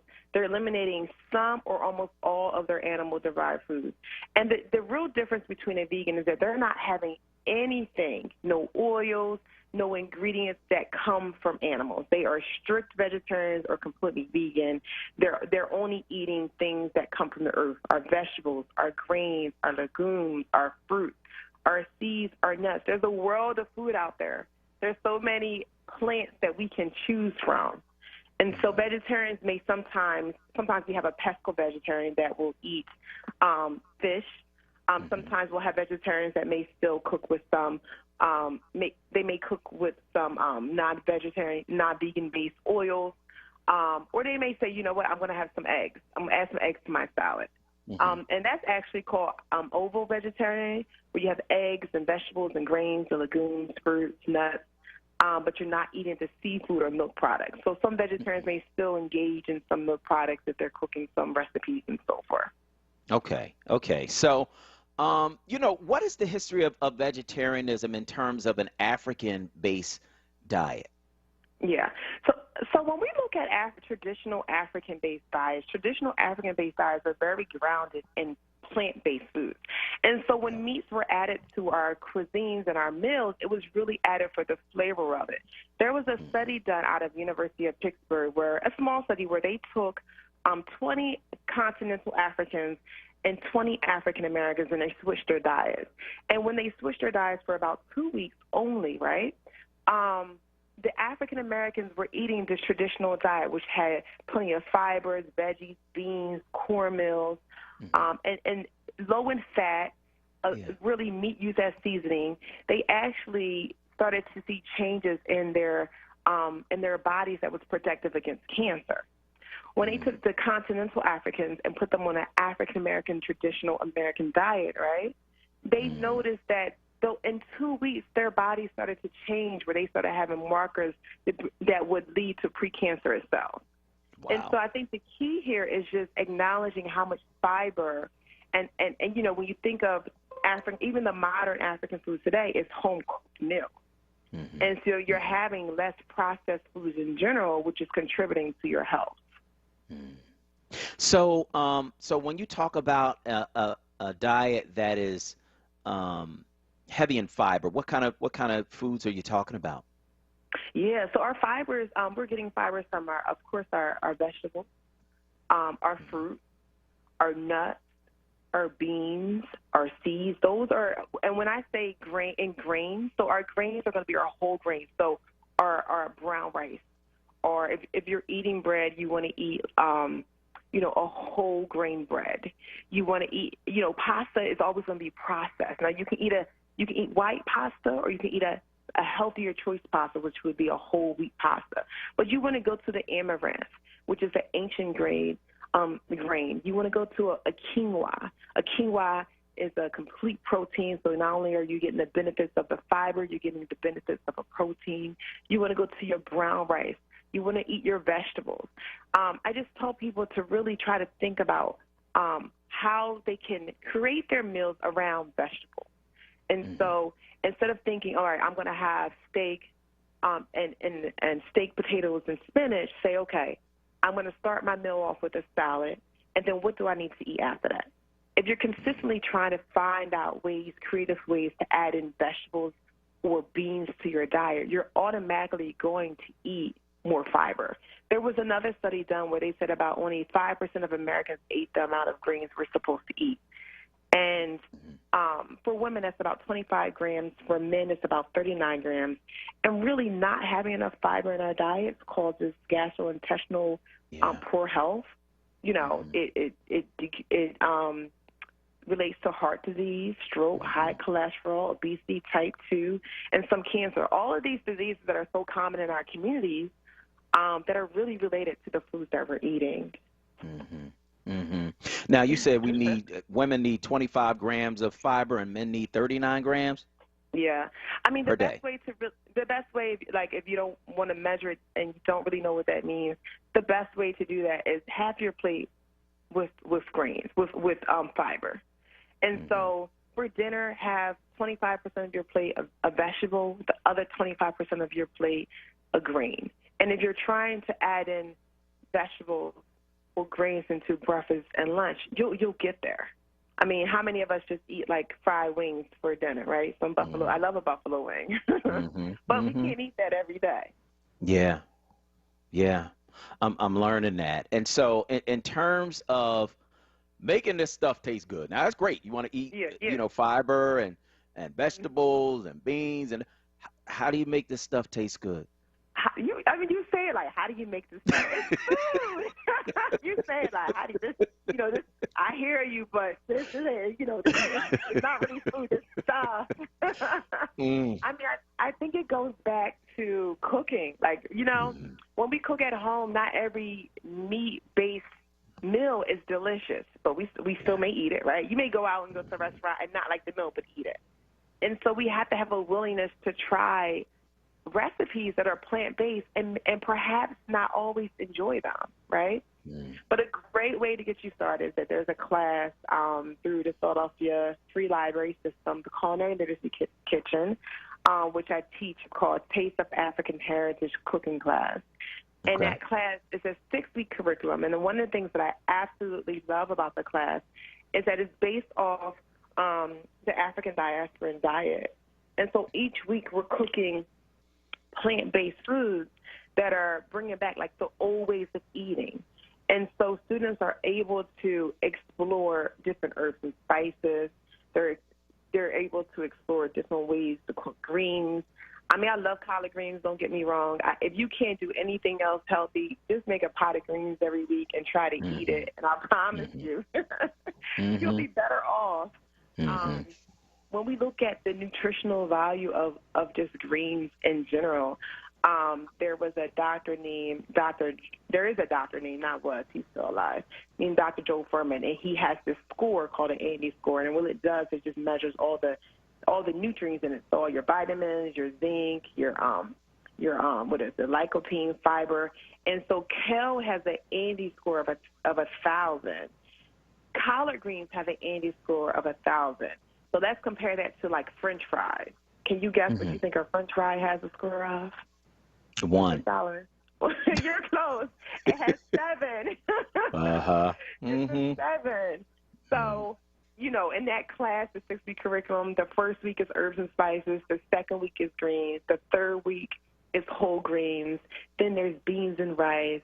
What is next? And then we have our tubers.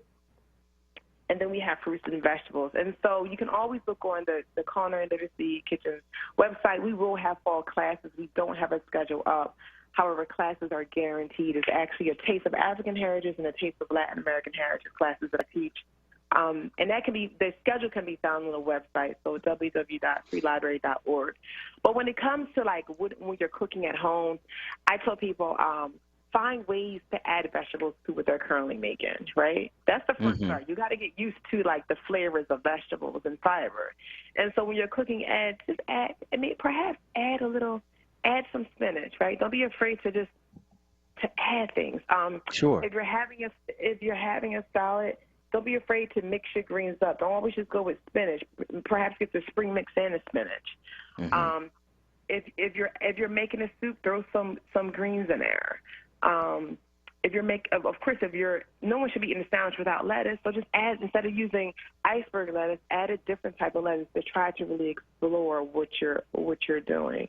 Yeah, now iceberg lettuce, I hear, has no nutritional value. Is that true? So, I mean, it has some nutritional value, but when you compare it to the other greens, it's like, why even eat that, right? Okay. And So put some romaine on instead of some iceberg. Yeah, put some romaine on it. Put something that has, the darker, when it comes to greens, the darker it is, the more nutrient dense it is. That's when it comes to everything. That's everything. That's life. The darker it is, the better. Right? The back of the bag. Now, I want to ask you about greens, though, because collard greens, the way that we, African Americans flavor our food, there's a lot of salt, there's a lot of fat. A lot of fat. And so collard greens, how do you flavor your collard greens? What meat should you use to flavor it, if you use meat at all, in order to get the full nutritional value out of it? That's question one on greens. I got one more.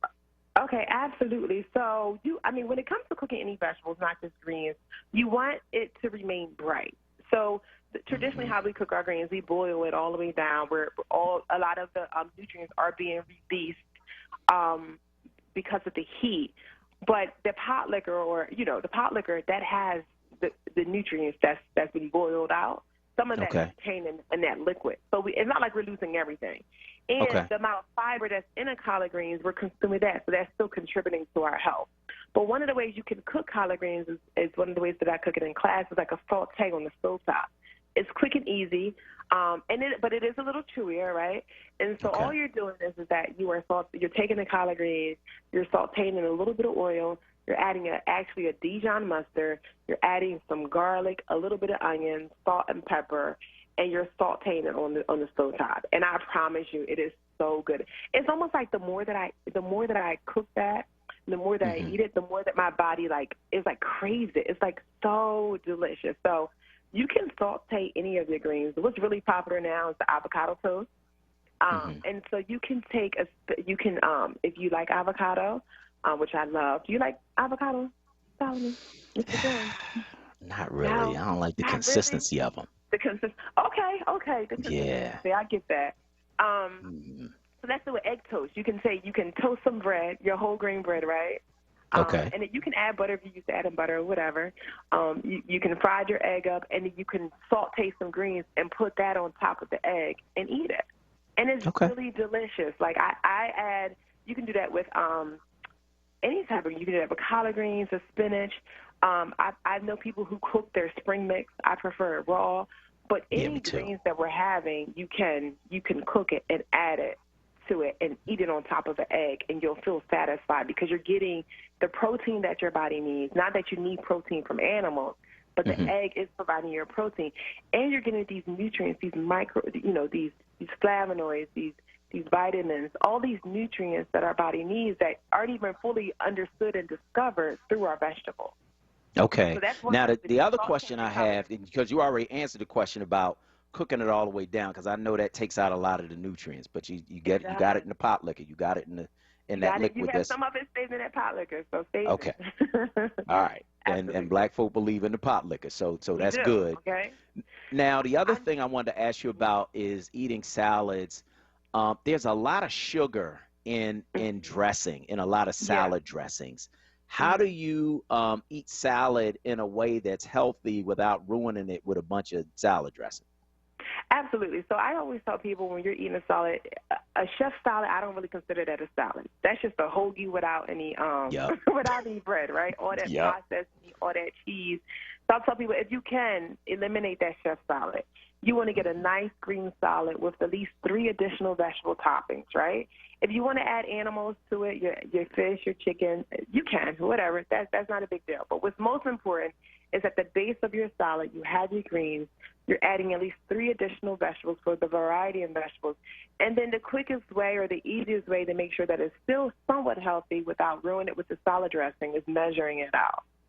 A lot of times we just take the salad dressing, we just pour it on there without paying attention to how much we're using. And so if we measure it out and mix it, and then perhaps you do one tablespoon, a serving size about 2 tablespoons of dressing. you mix it, and then you add another tablespoon. Even if you add a third tablespoon, it's probably going to be less than if you were just to pour it without measuring.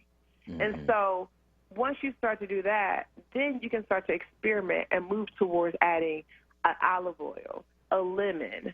And so you can make your dressing at home with olive oil, a lemon, a little apple cider vinegar, some garlic, some cumin, some salt and pepper. But if you're not ready for all that, just measure it out. Just try not to over-consume the salad dressing. Try to use clear based salad dressings. Try to use low-sodium salad dressings because, unfortunately, we can start to add so many things to our salad that it may not be as healthy as you intended it to be. Okay. All right. Well, I want to thank you. That's a whole lesson this morning. We certainly appreciate that. That is Dejanaba Gordon. She's an assistant professor and internship coordinator at Public Health for Arcadia University. Where can we find more about the lessons that you give around food? Absolutely. So you can always, our course schedule is 6 weeks. It's posted on the Philadelphia Library Events page, so that's www.freelibrary.org. Look at the tab events. You can also follow me on social media. I'm a yoga instructor as well, so my social media is byoga_South Jersey. I always post my classes when I'm teaching them. Classes are Zoom. They were Zoom, and we never know what's going on with the conditions of COVID. So perhaps they'll be in person, perhaps they're on Zoom, but it's always a great time. So, check me out on my social media, byoga_South Jersey. Check out the Free Libraries page, www.freelibrary.org. And then I also want to bring your attention to Always Rediscover Health. They actually wrote the curriculum and have a great resources for people who are looking for recipes. That's always.org. Rediscover Health is their website page. You can find all of that there. All right. Well, thank you so much. We are going to go to break. On the other side, we are going to talk with Dr. Tim Golden. I'm Solomon Jones. We'll be right back. Hi, this is John. Hi, this is Juanita, owners of JD's Auto Body and Painting. We're located at 6300 Wayne Avenue, right there at the intersection of Wayne and Washington Lane. We really like to thank all you WURD listeners for the support that you've given our business, and we really hope to see you in the future. JD, tell them about our products and services we have. We have a new state-of-the-art paint shop along with our body shop and detail shop. We can help you with the dents and scratches from the winter season. Come to JD's Auto Body and Painting. Come on out and check us out. We're still honoring that WURD 10% discount. Give us a call, 215-848-5949. Again, 215-848-5949. Thanks again for supporting our business. We really appreciate you. See you at JD's Auto Body and Painting. Join WURD for the Summer of Freedom Neighborhood Love Tour. This year we celebrate West Oak Lane, Mantua, North, West, and South Philly. I'm Tiffany Bacon, and I'll broadcast live from a different neighborhood each Friday from 10 a.m. until 12 noon. Our next stop is South Philly at the Marian Anderson Rec Center, 740 South 17th Street on Friday, August 6th. Enjoy live performances, meet special guests, and stand with WURD. Be a part of the movement to amplify the voice of the Black community. Show your support and join or renew your WURD membership on site. That's the Summer of Freedom Neighborhood Love Tour at the Marian Anderson Rec Center from 10 a.m. until 12 noon on Friday, August 6th. WURD, showing love this summer. The WURD Radio Neighborhood Love Tour is sponsored by Comcast and supported by Pico, Keystone First, and Ready Set Philly. This is WURD Radio, 96.1 FM and 900 AM WURD Philadelphia. Streaming live on WURDradio.com, the WURD Radio app. Or watch live on WURD TV via Facebook and YouTube. WURD Radio, independent Black media. It's Wake Up with WURD, hosted by Solomon Jones. Right now on WURD Radio, 96.1 FM and 900 AM WURD.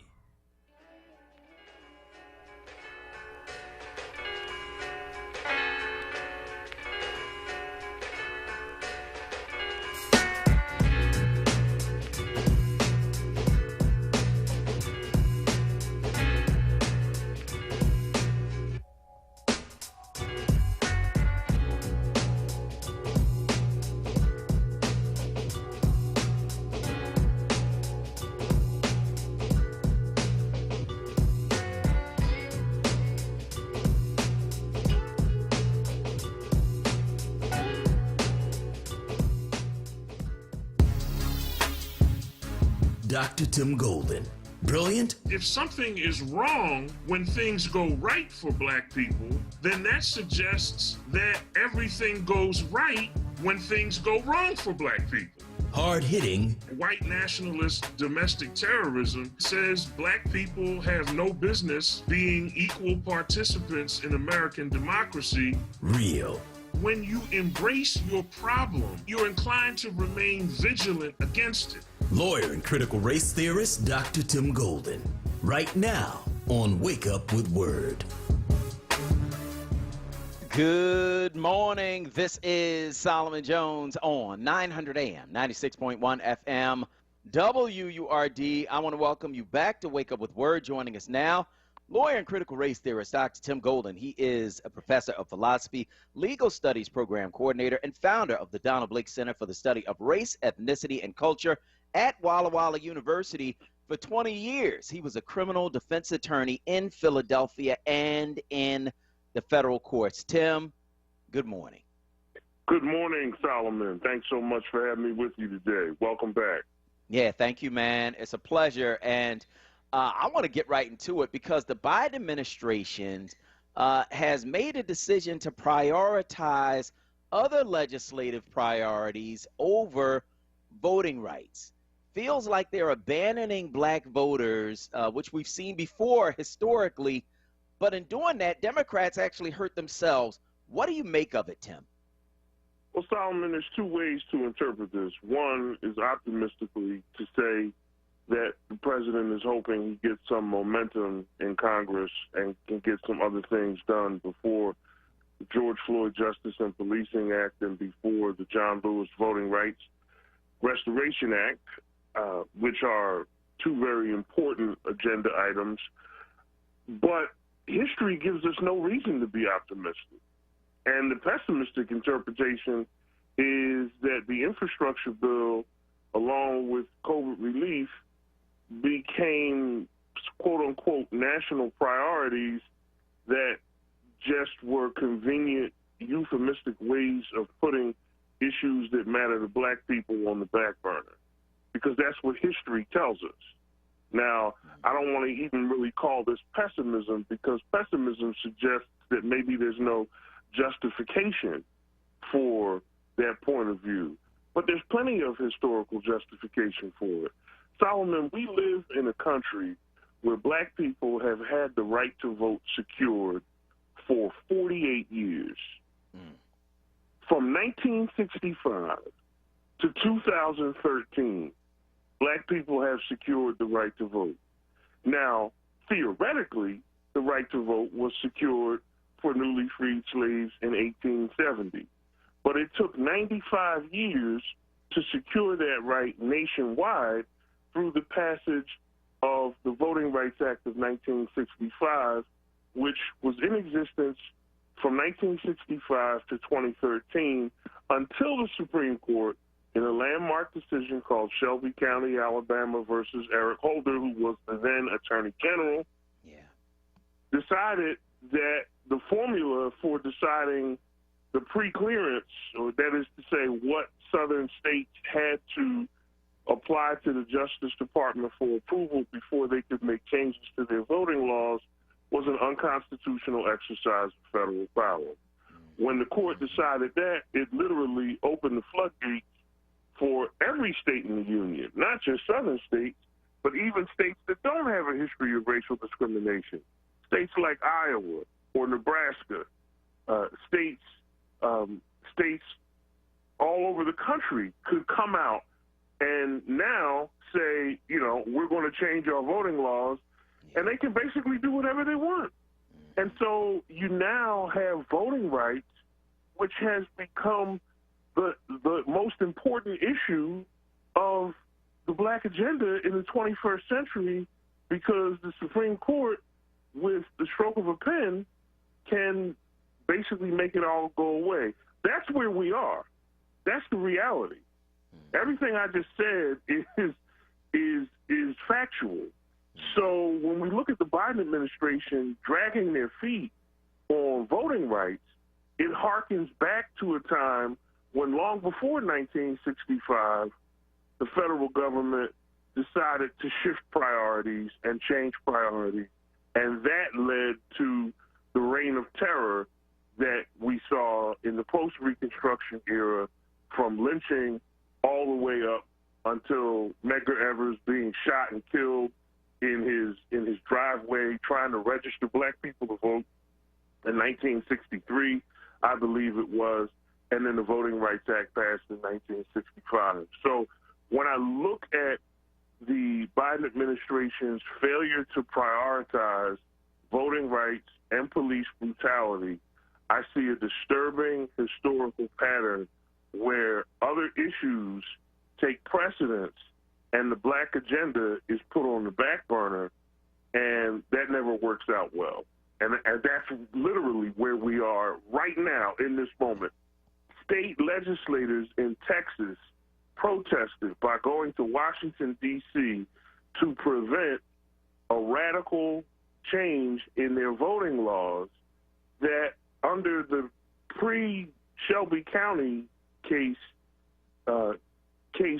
law would have been considered unconstitutional by the Department of Justice.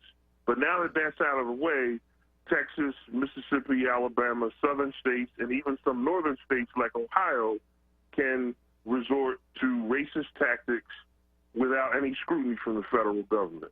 That's the world we're living in right now in 2020. And that's what's happening right this minute, and it's literally it's states across the country wherever you have Republican-controlled legislatures, and you have that in many states. Because you have a lot of states where there's not a lot of black people. Black people can't win, these districts because of housing segregation. It's set up so that you have mostly white legislatures, and these people, many of them Republicans, using the big lie from Donald Trump really as an excuse to do what they've really been trying to do all along, to restrict black voting rights, man. And, we know it. Joe Biden knows it. He called it Jim Crow on steroids. And so what's the holdup? Well, that's a great question, Solomon. What's the holdup, especially the holdup to a community that put him in office? Yep. That's the real concern. And the real cruel irony here is that black people and brown people in Maricopa County, Arizona, Fulton County, Georgia, Philadelphia County, Pennsylvania, Detroit, Michigan, and Milwaukee, Wisconsin, put Joe Biden in office. Yeah. That's the north, south, east, and west put Joe Biden in office. And that's why the failure to make this a top priority is so disturbing. I mean, the speech that President Biden gave in Philly a couple weeks ago on July 13th is great, but we don't need rhetoric. We need reality. We need a return and a restoration to a Justice Department with powers over all 50 states that say, look, if you want to make changes to your voting law, you have to clear them with us first. The best thing about the Shelby County decision is that it gave Congress a formula for figuring out how to monitor states and how to prevent this type of thing from happening. And Solomon, we're basically back to a pre-1965 disposition toward black voters, legally. I mean, we've always been in a Jim Crow disposition toward black people in terms of the national ethos. Yeah. But now it's like the law has returned with a vengeance to a Jim Crow state. So now we have a legal system that matches the national ethos. I mean, at least if you have the ethos, you can fight against that. But now that you have the law backing it up again, that's the real urgency of this historical moment. And you can't convince me that most white people really care about whether or not a bridge is being built for them. They really don't. What a lot of white people care about are whether or not the country is slipping out of their grasp. Not all white people, but the white people who stormed the Capitol on January 6th. They care about whether or not America is slipping from their grasp. And they will do anything to hold on to it, even if it means lying and perpetrating a narrative that is going to secure the America's future for them and their posterity. Because according to the Dred Scott decision in 1857, that's who this country was founded for. And sadly, we have never left the ethos of the Dred Scott decision. And now the law is starting to correspond to our racial attitudes, and that should frighten all of us. Speaking of the law, I want to talk about the case of Curtis Crossland. He served 30 years for a murder he didn't commit. He's the latest to be exonerated by the Philadelphia District Attorney Larry Krasner's Conviction Integrity Unit. How do law and race combine to result in so many wrongful convictions for black men, Tim, not just here, but across the country? Well, Solomon, you know, it's interesting when you read about the tragedy of the Curtis Crossland case, you start looking at the era and the time frame. This was a homicide that was committed in 1984, and he was sentenced, I think, in 1988 when Philadelphia was at the height of its problem with crack cocaine. The crack cocaine epidemic really ravaging the city at that time.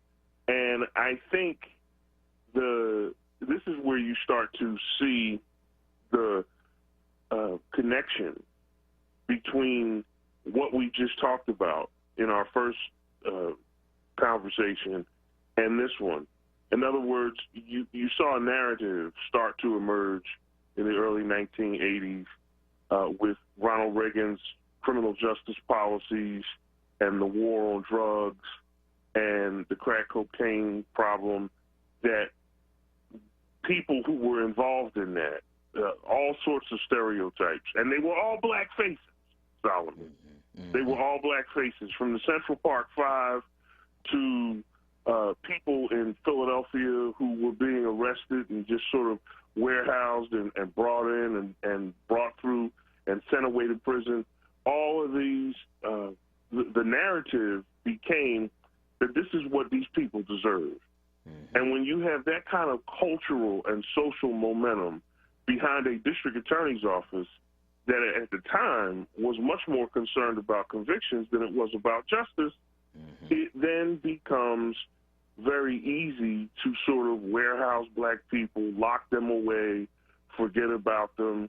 And what's interesting about the Curtis Crossland case is that the culture was so anti-black at the time, but we didn't see it as anti-black. We saw it as anti-crime, right? Because Ronald Reagan was about being tough on crime. Yeah. So this is where Michelle Alexander's insight in her book, The New Jim Crow, becomes really important, because Jim Crow now it morphs into being anti-crime in what a lot of people have tried to call a colorblind society.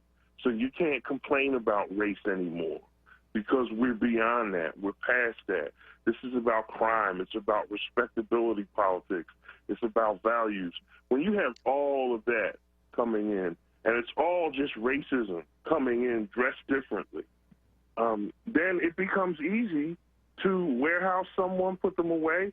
And the tragedy of Curtis Crossland is he was represented by many lawyers over the past 30 years who didn't even pay attention to his case.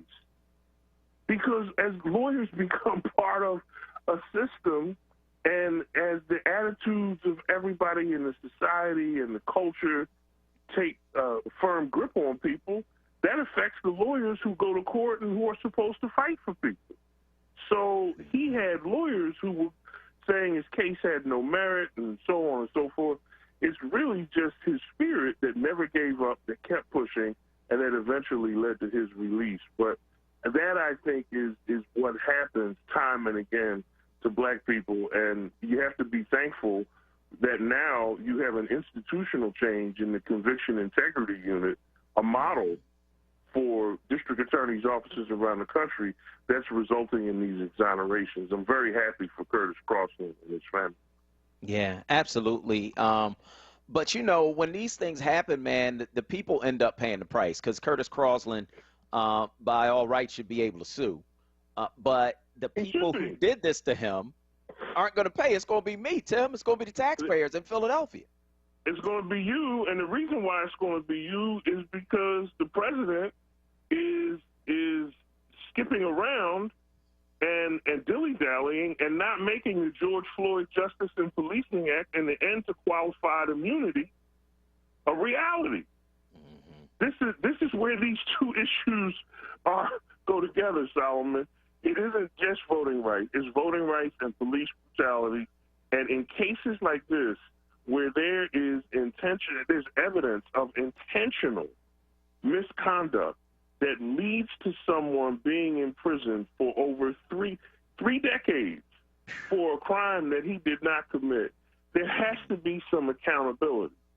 And the accountability can't come out of your pocket. It has to come out of, I guess theoretically it always comes out of the taxpayer's pocket, but the people who are responsible for this need to be held responsible for this. Yeah. And that's part of the problem. So, you know, you've got Joe Manchin who, you know, is demanding to see bipartisan support on this issue and that issue, and everything is sort of held up. And what we have to say to Congress and to the president is, listen, you have people who have no redress, people like Curtis Crossland, who have no redress at all for the grievance that they've suffered when they've been in prison for 30 years for crimes for which they're innocent. How are we going to deal with this? It's almost as though you didn't matter before we put you in jail. That's how we were able to put you there. And now that you're out, you still don't matter because we can continue to ignore you. And this sort of slap in the face is what creates a real problem. Until we see federal reform, we're going to continue to see this kind of thing happen. That's lawyer and critical race theorist Dr. Tim Golden. He's a professor of philosophy, legal studies program coordinator, founder of the Donald Blake Center for the Study of Race, Ethnicity, and Culture at Walla Walla University for 20 years. He was a criminal defense attorney in Philadelphia and in the federal courts. Tim, as always, thanks so much. Thank you, Salma. I just want your listeners to remember this sense of urgency as we move deeper into August. Black people have had a secure right to vote for 48 years in American history. 48 years.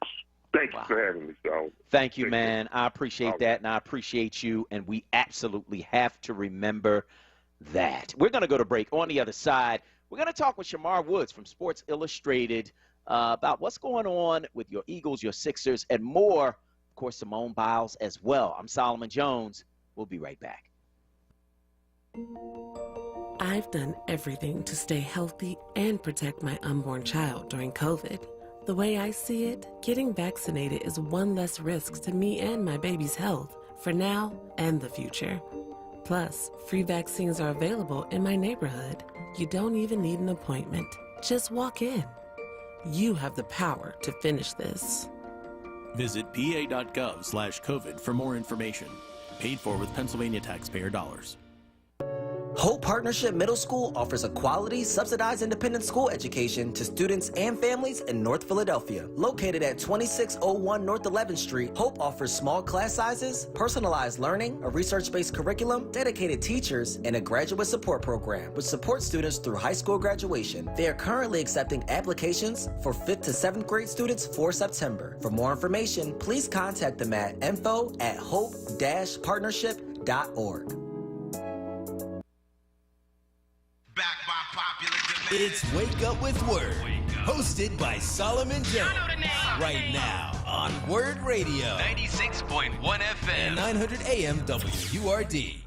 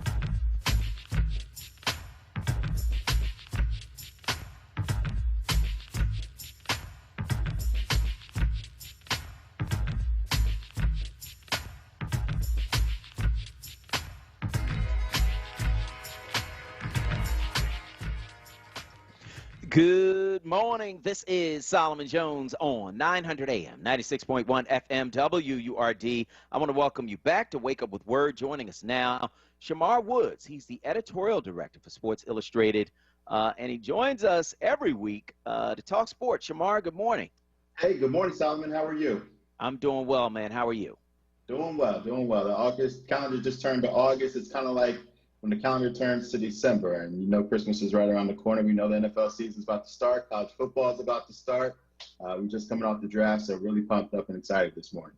Yeah, absolutely. I want to talk about a little football, man, because Carson Wentz, he's gone, but it's like his ghost is still here, man. He keeps haunting the Eagles even after being traded to the Colts. He injured his foot in practice with the Colts, and he's saying he's going to rest it and try to play. But if he has to get surgery, he could miss some games. Why does that matter for the Eagles? Well, it matters because the Eagles own the Colts' second-round pick, which can become a first-round pick if at least one of the following two conditions are met. One, Wentz has to play at least 75% of the Colts' offensive snaps this season. And number two, Wentz has to play at least 70% of the ND snaps, and the Colts make the playoffs. So Eagles fans will have to flip those boos from a season ago into cheers if they want another first-round pick in next year's draft. But as you mentioned, Carson Wentz, he did participate in 2 practices last week before being held out of the 3rd practice. Offensive coordinator Marcus Brady said that Wentz felt a twinge in his foot after rolling out. And as you mentioned, he's going to wait. He's going to look to rest and rehab that and hope to play in week 1 of the season. But right now, there's no timetable for his return. And it's looking like he may have to elect for surgery at the beginning of the season. So the injury woes that Philadelphia Eagles fans know all too well have continued in Indianapolis. Do we know exactly what's wrong with his foot? Right now, they haven't. Right now, we just know that it's a twinge. We don't know what's going on. And I thought it was honestly pretty interesting that he was held out. It appears that it happened on a rollout in practice, on a practice rep, where he was rolling out. And again, on the 3rd practice of last week, he said that he felt a twinge, and they held him out for precautionary reasons. But we don't have a diagnosis at this point, other than that fact that his timeline is indefinite and that he also may elect for surgery. You know, it's odd, man, because, you know, there's a big difference between I felt a twinge in my foot. You know, I feel a twinge in my foot sometimes, but I don't need surgery. That's right. I felt this twinge in my foot this morning when I was running. Exactly. So, honestly, there's something going on here. And I just think that the Colts are hoping for the best. I think that they're hoping that he can play in week 1. But as you mentioned, there's something suspicious that's going on. And for Eagles, I mean, obviously you want him to play at least 75% of the snaps, at least 70 if the Colts are going to make the playoffs. So you want that first-round pick. And obviously you made that trade for Carson Wentz with the hopes or the expectation that it would likely become a first-round pick. So hopefully Carson Wentz can hopefully work out that twinge and get on the field at some point this season. Okay. So the Eagles are few practices in, right? The pads haven't gone on yet, but they do go on this week. What players are on your mind this week as potential difference makers this season for the Eagles? Well, I think you have to start with Devontae Smith, the first-round pick, selected number 6 overall. He left practice early on Saturday with an apparent leg injury, and the Eagles say that he's still being evaluated, but right now it doesn't seem to be too serious. He did return to practice, but he didn't participate for the remainder of practice. So that's the first guy that I have on my radar. You want to make sure that he's healthy going into week 1. The Eagles have a lot riding on him as the number 1 Eagles receiver entering the season, so you want to make sure that he's healthy. Number 2, I think you have to look at the battle at left tackle. I think it's something to keep an eye on this week as the pads go on. Jordan Mailata appears to have a slight edge over Andre Dillard after the first week of camp, but Nick Sirianni has not settled on the starter quite yet, and both tackles have taken turns with the first team at each practice. Once the pads go on, I think that position will start to shake out and play itself out. And then on the defensive side, I think you have to look at Josh Sweat. He seems poised for a breakout season, and what is a contract year for him. We saw flashes last year from him last season. He had 3 forced fumbles, 6 sacks. He had 14 tackles for a loss, and he only started 3 games. But I think he's a favorite to start at defensive end this year. So expect him to play big off that edge. All right. So, I keep thinking about the offensive line, man. I think they were terrible last year because they couldn't block, and Carson Wentz couldn't handle it. Jalen Hurts handled it a little bit better. But if that offensive line can't play, man, that's it. So Brandon Brooks, I know, has sat out a couple of practices. Isaac Siamalo has sat out a couple of practices. What's up with them? Well, the thing is, you have to make – I think they're right now they're injured, and I think they're still dealing with injuries from last season, the season ago. I think that the Eagles have to really take a careful approach, cautious approach when it comes to their offensive linemen. As we know, they were ravaged last season. So I think you want to make sure that going into week one, you're at full force. And I think right now it's only the first week of practice. You just want to make sure that they're healthy. And so right now I don't see any serious reports about their injuries. I think they should be ready to go as pads go on this season. But it's something to keep an eye on for sure, especially coming off last season where they were unable to stand up for the full 16-game schedule. Okay, so I'm still getting over the heartbreak of the Sixers getting bounced in the playoffs. I'm still getting over it. You know, understandable. It's totally understandable. It was a tough one, Solomon, tough one. I'm healing slowly, man. But they picked a guard and a center in the draft. They still haven't traded Ben Simmons, despite a few rumors about possible deals. What do you make of the picks and Simmons' future with the team? Well, I think starting out with Jaden Spring, he's a 20th pick. He's a 6'4" guard coming out of Tennessee. He's only 18 years old. He's not turning 19 until September, but he's one of the best defenders in this year's class, and I think he has plenty of upside on the offensive end as well. And some experts are calling him a steal at number 28. So I think the Sixers made a good selection in bringing him on after they picked Tyrese Maxey from a season ago.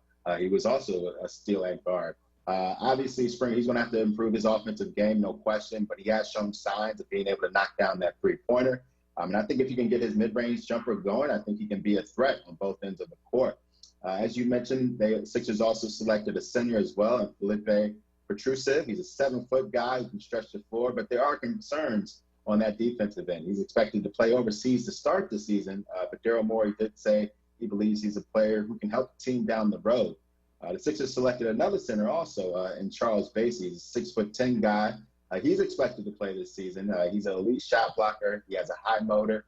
He has some injury history, but he has bounced back. But he's another solid pick, somebody who I think could potentially back up Joel Embiid. So I think overall, when you look at this year's draft, I would give the Sixers a solid B+. And I think you look at the draft overall, and the team pretty much stood pat. And I think the main reason being that they want to save their assets to eventually ship off Ben Simmons. There was that report right before the draft last week, on the day of the draft, I believe, that the Warriors rejected a trade offer for Ben Simmons for Andrew Wiggins, James Wiseman, and 4 first-rounders. Now, obviously, that's a steep asking price. But I think the Sixers are really just positioning themselves for a trade either in the preseason or before next season's trade deadline. I don't see a deal happening right now in the offseason. And I said it right after the season, and I really stand by it. You know, there were 29 other GMs watching Ben Simmons in the postseason, not just you, Solomon. So, you know, who in their right mind would want to trade for him right now? It just would take a significant injury, I believe, in the offseason, something like Klay Thompson, who got injured last offseason, entered the season, or Simmons just having a dominant start to the season for a team to pull the trigger. And right now, the Sixers' asking price is just simply too high. Yeah. So I want to talk about something we haven't had a chance to talk about because we haven't talked since Simone Biles pulled out of Olympic competition, citing her mental health. She now is saying that she is going to compete in the balance beam, which is tomorrow. What do you think all of this does for the future of athletes and Olympic competition, this whole thing with Simone Biles? That's a great question. I think this is certainly a trend that we're seeing in sports culture and society as a whole, as we are now a year into the pandemic, which is taking a mental toll of epic proportions on all of us, whether we realize it or not. And I think sports has sort of been that vehicle to kind of fast track these conversations and these decisions. And you just look at the NBA shutdown last March. Now the entire country followed suit after that and shut down. And as we watch Simone Biles, Naomi Osaka, I mean, if you even want to throw Meghan Markle into that as well, you know, they're foregoing accolades and royalty to kind of prioritize their mental health. And I expect to see more athletes and public figures and us, you know, the community following suit as well. And I think that it's an important conversation, one that we need to have, that, you know, mental health is just as important as physical health. And mental health is even more important than any career, job, And I think that's one that, sometimes you look at social media as well and the pressure that these athletes face on such a large scale. I mean, obviously doing our job on a daily basis where we don't have the entire world watching us every single day, watching our every single move and then critiquing it. These athletes are at the top of their game, and you have the entire world watching them, whether it's Simone Biles, Naomi Osaka, or Ben Simmons. And I mean, again, I think it's an interesting conversation. I'm glad we're having it. And I commend Simone Biles for the decisions that she's making. Yeah. So we're going to be watching her, of course, tomorrow as she competes in the balance beam. It'll be her first competition since pulling out of the team routine earlier. And so we'll be watching Simone Biles, man, and seeing exactly how she does tomorrow. Of course, all of us pulling for her. That's Shamar Woods. Shamar Woods, editorial director for Sports Illustrated, joins us every week to talk sports. Shamar, as always, brother, thanks so much. Always a pleasure. Thanks for having me. All right. So we want to hear from you. You can give us a call, 215-634-8065. That is 215-634-8065. That is the number you can call to get in on the conversation right here at WURD Radio. Let us know where you are on these various things we're talking about on this morning show. 215-634-8065. That is 215-634-8065. That is the number you can call. You can, of course, also weigh in on Facebook at onWURD, at FORWURD. That's FORWURD. And let us know where you are on these various things we're talking about this morning, including what's happening in sports and, of course, what's happening with voting rights as well. The Biden administration, of course, having some victories around COVID relief, around infrastructure. They got an Asian anti-hate bill passed. But black folk put you in office. I mean, real rap. We put you in office. And so we need police reform. We need voting rights. We need it now.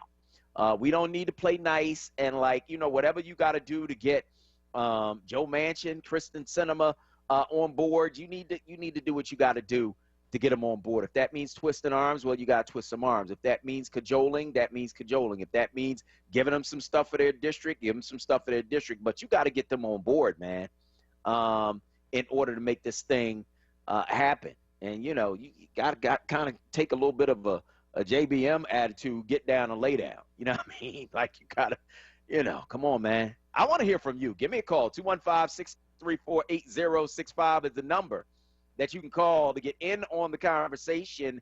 Eric from West Philly is on line one. Go ahead, Eric. Good morning. Good morning. Good morning. Couple of things. The first thing, Brother Patrick called in about that illness. That resonated with me because family member and friends, going through the same stuff. Some of them didn't make it. They was afraid to go to the doctor. But one thing I want to point out about that, my landlord be spraying this chemical on the grass and stuff. It kills the grass, but think about it. When it dries and the wind blows, that contaminated soil can get airborne. People breathing that stuff in, they don't know how they're getting sick. That's one thing to look at. The other thing is the professor from Arcadia University, she didn't mention that there's a listeria recall on some of the vegetables, especially like certain spring mixes and some ground beef was recalled. And the salad dressing piece, just leave it alone. Look at the ingredients on the back, duplicate it yourself, get rid of all the preservatives. Because if you eat a salad, it's not going to fill you up. It's not dense like meat is. So people fill themselves up with meat. They used to filling their gut up where it's just meat sitting in their gut. When you eat vegetables, you're going to digest it a lot faster than you can process meat. Vegetables is processed faster. This is what God gave us. It's the best thing for us. And the supplements, too. She didn't mention the supplements. 2 total nutrients I like.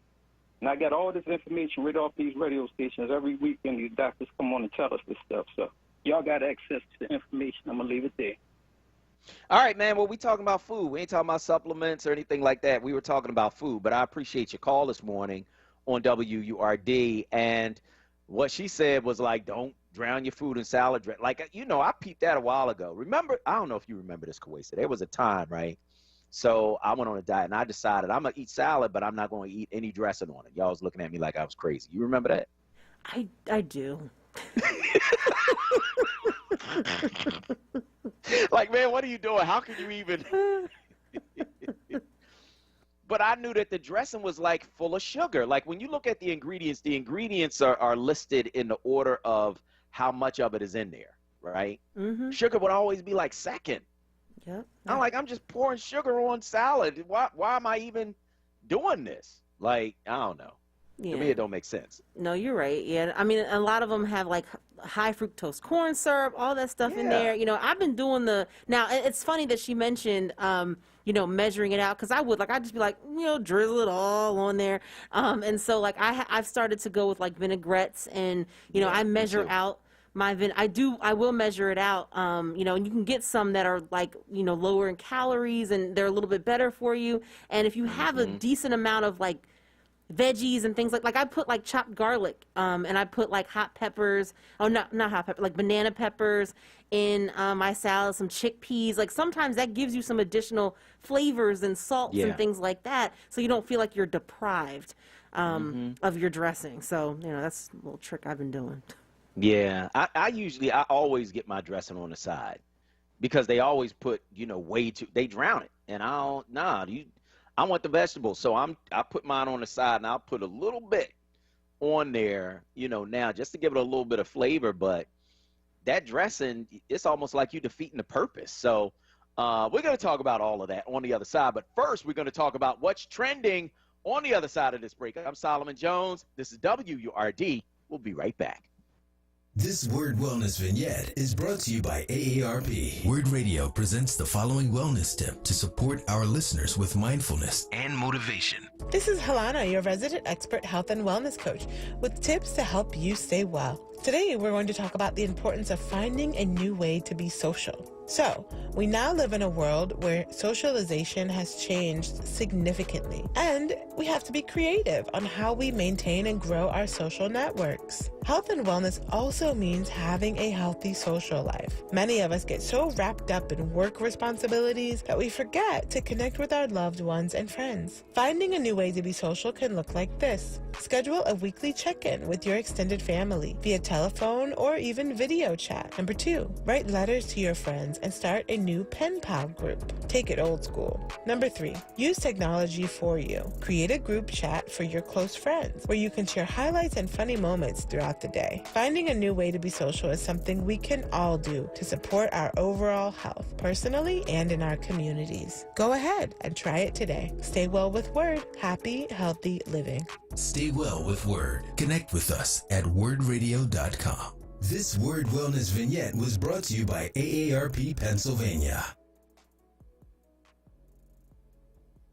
My mother was always very active and independent, and she was familiar with her neighborhood. But one day, she stopped at the stop sign for much longer than usual. She wasn't even really sure where she was at. It's important for you to talk to someone about it. I felt so much better after my son told me, Mom, we'll figure it out. When something feels different, it could be Alzheimer's. Now is the time to talk. Visit alz.org/ourstories to learn more. A message from the Alzheimer's Association and the Ad Council. Save the date. Thursday, August 26th for Word Radio's annual Founders Day celebration, honoring the life of our founder, Walter P. Lomax Jr., MD. This year will be both in person and virtual. Stay tuned to Word Radio and wordradio.com for more information. That's Thursday, August 26th for our annual Founders Day celebration. Exclusively on Word Radio, 96.1 FM and 900 AM WURD. Streaming live on wordradio.com, the Word Radio app, or watch live on Word TV via Facebook and YouTube. It's Wake Up with Word, hosted by Solomon Jones. Good morning. Right now on Word Radio, 96.1 FM and 900 AM WURD.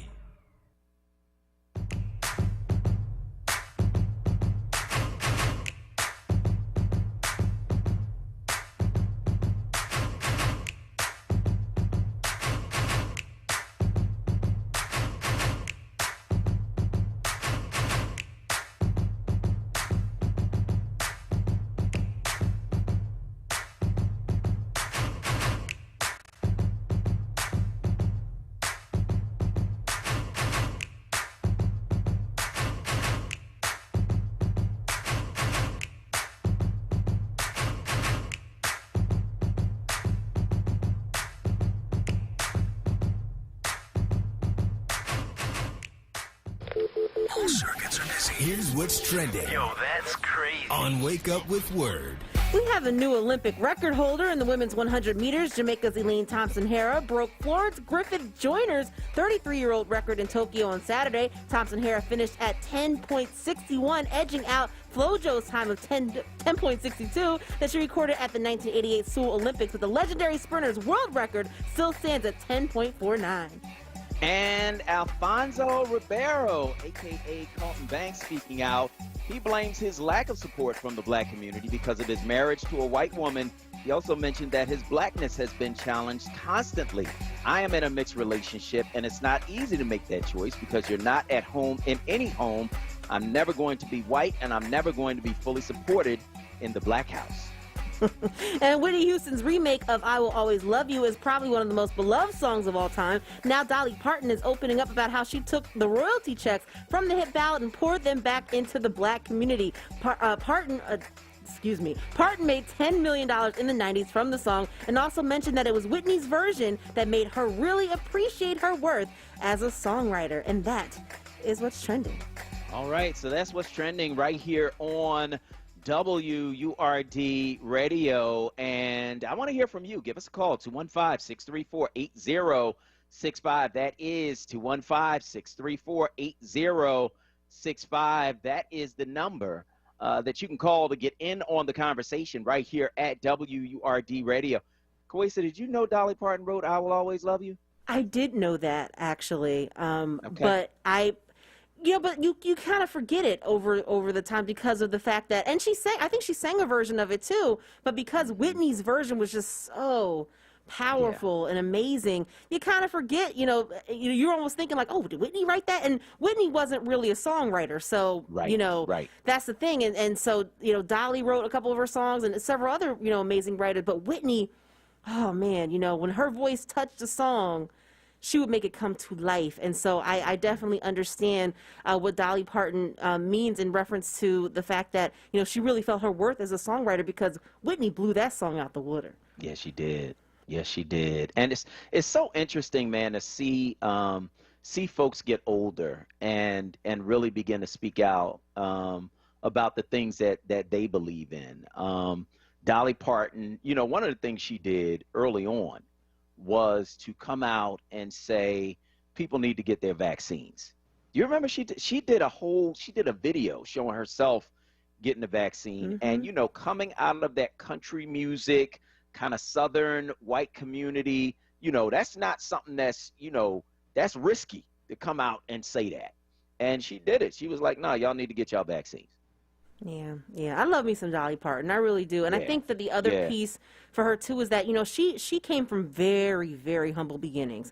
And so I think that, that's one of the reasons why she has such a big heart and she is such, a good person. And I also kind of like the fact that, when she was, pouring this money into the black community and doing some of the work that she's done, she hasn't been flamboyant about it, broadcast, she's been, just in there, just in the pocket, just in the cut, just I'm helping y'all out. I'm doing what I got to do to, be a better person and really, add to the community. And so I appreciate Dolly Parton, and I think that she's also just an amazing singer in her own right when it comes to country music. So she is absolutely amazing. And I've just watched her over the years, watched some of the roles she's chosen, playing in some movies that really are kind of black movies. You know what I mean? And it's just interesting watching her doing that and knowing now that she has taken those royalty checks and put them back into black causes. I'm not surprised after watching some of the other stuff I've seen her do as she's gotten older, and kudos to her. Another one is Willie Nelson. Willie Nelson, of course, a country music singer. He performed at a Texas rally in support of voting rights over the course of this weekend, saying, no, y'all not going to take away these people's voting rights, and I'm here to say it. And, I appreciate him taking that stance as well. So, you see who people really are when they kind of step out and decide what causes they are going to support. Yeah. And It really is. It's amazing to see, and I think that because you have people like a Willie Nelson, like a Dolly Parton, who are in this demographic that you wouldn't think right would be necessarily stepping into that pocket of being kind of like activists, and they are. I think that they are going to have a lot of influence and sway in pulling folks who look like them and who love their music and love them to the right side, to the proper side. How about that? Now we got to talk about Carlton. Yeah. Whose man is this? Hey, you love who you love, man. And if they love you back, more power to you. You know what I mean? That's where I'm at. But in terms of, not being accepted in the black community because you're married to a white woman, I don't know if it's just that. I mean, is there more to it than that? Does he really think that, that everybody's mad at him because he's married to a white woman? Yeah, I don't know. I mean, some of it, I think he said that he felt like he had been typecasted a lot because he had played Carlton and, all that jazz. But I'm also like, there's two things for me. Like, one, like, where'd you come from? Like, you kind of came out of left field with this. Like, no one cares. Like, I don't know any black person who's like, oh, man, Alfonso, you married to white. Like, I mean, but maybe there are, some folks who are really upset about it. I know, like, I don't care. Like, it doesn't bother me. But then the other part too is like, it's play me a small violin. Like I feel like when you make the decision to, and I'm not discounting multiracial relationships. I just feel like when you get into those types of relationships, you have to be prepared for the negative consequences and feedback that kind of come with it. I'm not saying it's right. I'm just saying that's part of what you signed up for. So I need for him to I'm not gonna say that, but I need for him to, Were you gonna say man up? Nah, Carlton. I mean, if you love your wife, man, go ahead and love your wife, man. She loved you back. That's good. You know what I mean? But we got bigger fish to fry than who you married to. I mean, for real, for real, man, for real, bruh. 215-634-8065. Sarah from North Philly's online too. Go ahead, Sarah. Good morning, King Solomon and Queen Parade, sir. Good morning. I look forward to your songs on Friday because you sing from the heart and not just the head. And you make your songs come alive also. Solomon, never in history have we had a DA like DA Larry Krasner who helps the innocent get out of prison. It doesn't matter if you're black or white. My son, Myron Moten, who has been railroaded by our injustice system, just don't trust the DAs now because of DAs like Lynn Abraham and Emery Cole, who used his case as a career move to go to Washington, D.C. He couldn't care less if my son was innocent or not. My son had a tape to prove he's innocent, but the DA said inadmissible, so therefore he got life. He said, Mom, there are so many of us in this prison just rotting away. DA Seth Williams was trying to help him, but then he got in trouble. My son had more compassion for DA Seth Williams than he had for himself. He said, Mom, he can't help me. He needs to help himself. I pray and hope DA Larry Krasner reconsider helping my son because they have him on so much medication, he don't even trust DAs now. And now they're trying to keep him silent about this RICO law. Documentation beats compensation. Thank you for taking my call. All right, thank you for your call this morning at WURD Radio. DA Larry Krasner is going to be joining us tomorrow at 8:20 a.m. to talk about his conviction integrity unit and more. So we look forward to talking to him tomorrow at 8:20 a.m. Let's go back to the phone lines and talk to Anthony from Delaware on line 3. Go ahead, Anthony. Good morning. Renewed my membership last week. Proud of that. Thank you. That I've done that. Once the voter suppression laws and the gerrymander, is it works the way they say it's going to, or they planned it or figured out how it's going to work, and maybe 30 to 40 million people are locked out of the process, then what happens? I mean, have they asked themselves that? What happens then when you lock a whole half of the country out of the process? So that's going to be interesting if this voter suppression does work, because I believe every day goes by they're getting closer to the election. It's all about that to see how they've constructed it. And Joe Biden, he can't. I mean, they're laughing at him. They're simply just laughing at him. You know. Okay. Have a good day. Bye. All right, man. I want to thank you for your call this morning on WURD Radio, and we want to thank you so much for your call this morning. And man, there's so much going on. Simone Biles, of course, going to be competing tomorrow, Kawesa. I am really pulling for her and hoping that she has a great competition tomorrow because, it's just a lot riding on it, I think. Yeah, I'm pulling for her. I'm praying for her, and like I was saying earlier, I hope and pray that, she, made this decision on her own and she's not being pressured or forced into it. But she, no matter what, she's an amazing athlete. I'm going to support her no matter what happened. And so I'm looking forward to it. I really am. Yeah, I think we all are. And so we'll be watching carefully. Of course, they're going to be talking about that infrastructure bill all day long. My question, of course, remains, how much of that $1 trillion goes into the pockets of black workers? You're talking about creating jobs. Well, a whole bunch of those jobs better be black folks as we rebuild bridges and look at infrastructure and look at our electric grid and broadband and all that other stuff. I want black workers on those jobs getting our fair share of that money. And, of course, we continue to push for voting rights, for police reform, and everything else that needs to happen under the Biden administration. That's going to do it for today's show. I want to thank all of our guests, including Shamar Woods from Sports Illustrated, lawyer and critical race theorist, Dr. Tim Golden, Dejanaba Gordon, assistant professor and internship coordinator at Arcadia University. And, of course, I want to thank each and every one of you and Paula Peebles of the National Action Network, one of the organizers of the State of Urgency Women's March. That's this Wednesday at City Hall at 6 p.m.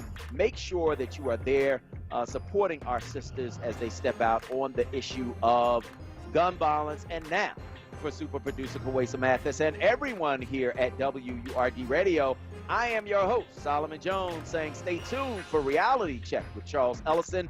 Tune in tomorrow at 7 for more. Wake up with Word. Peace.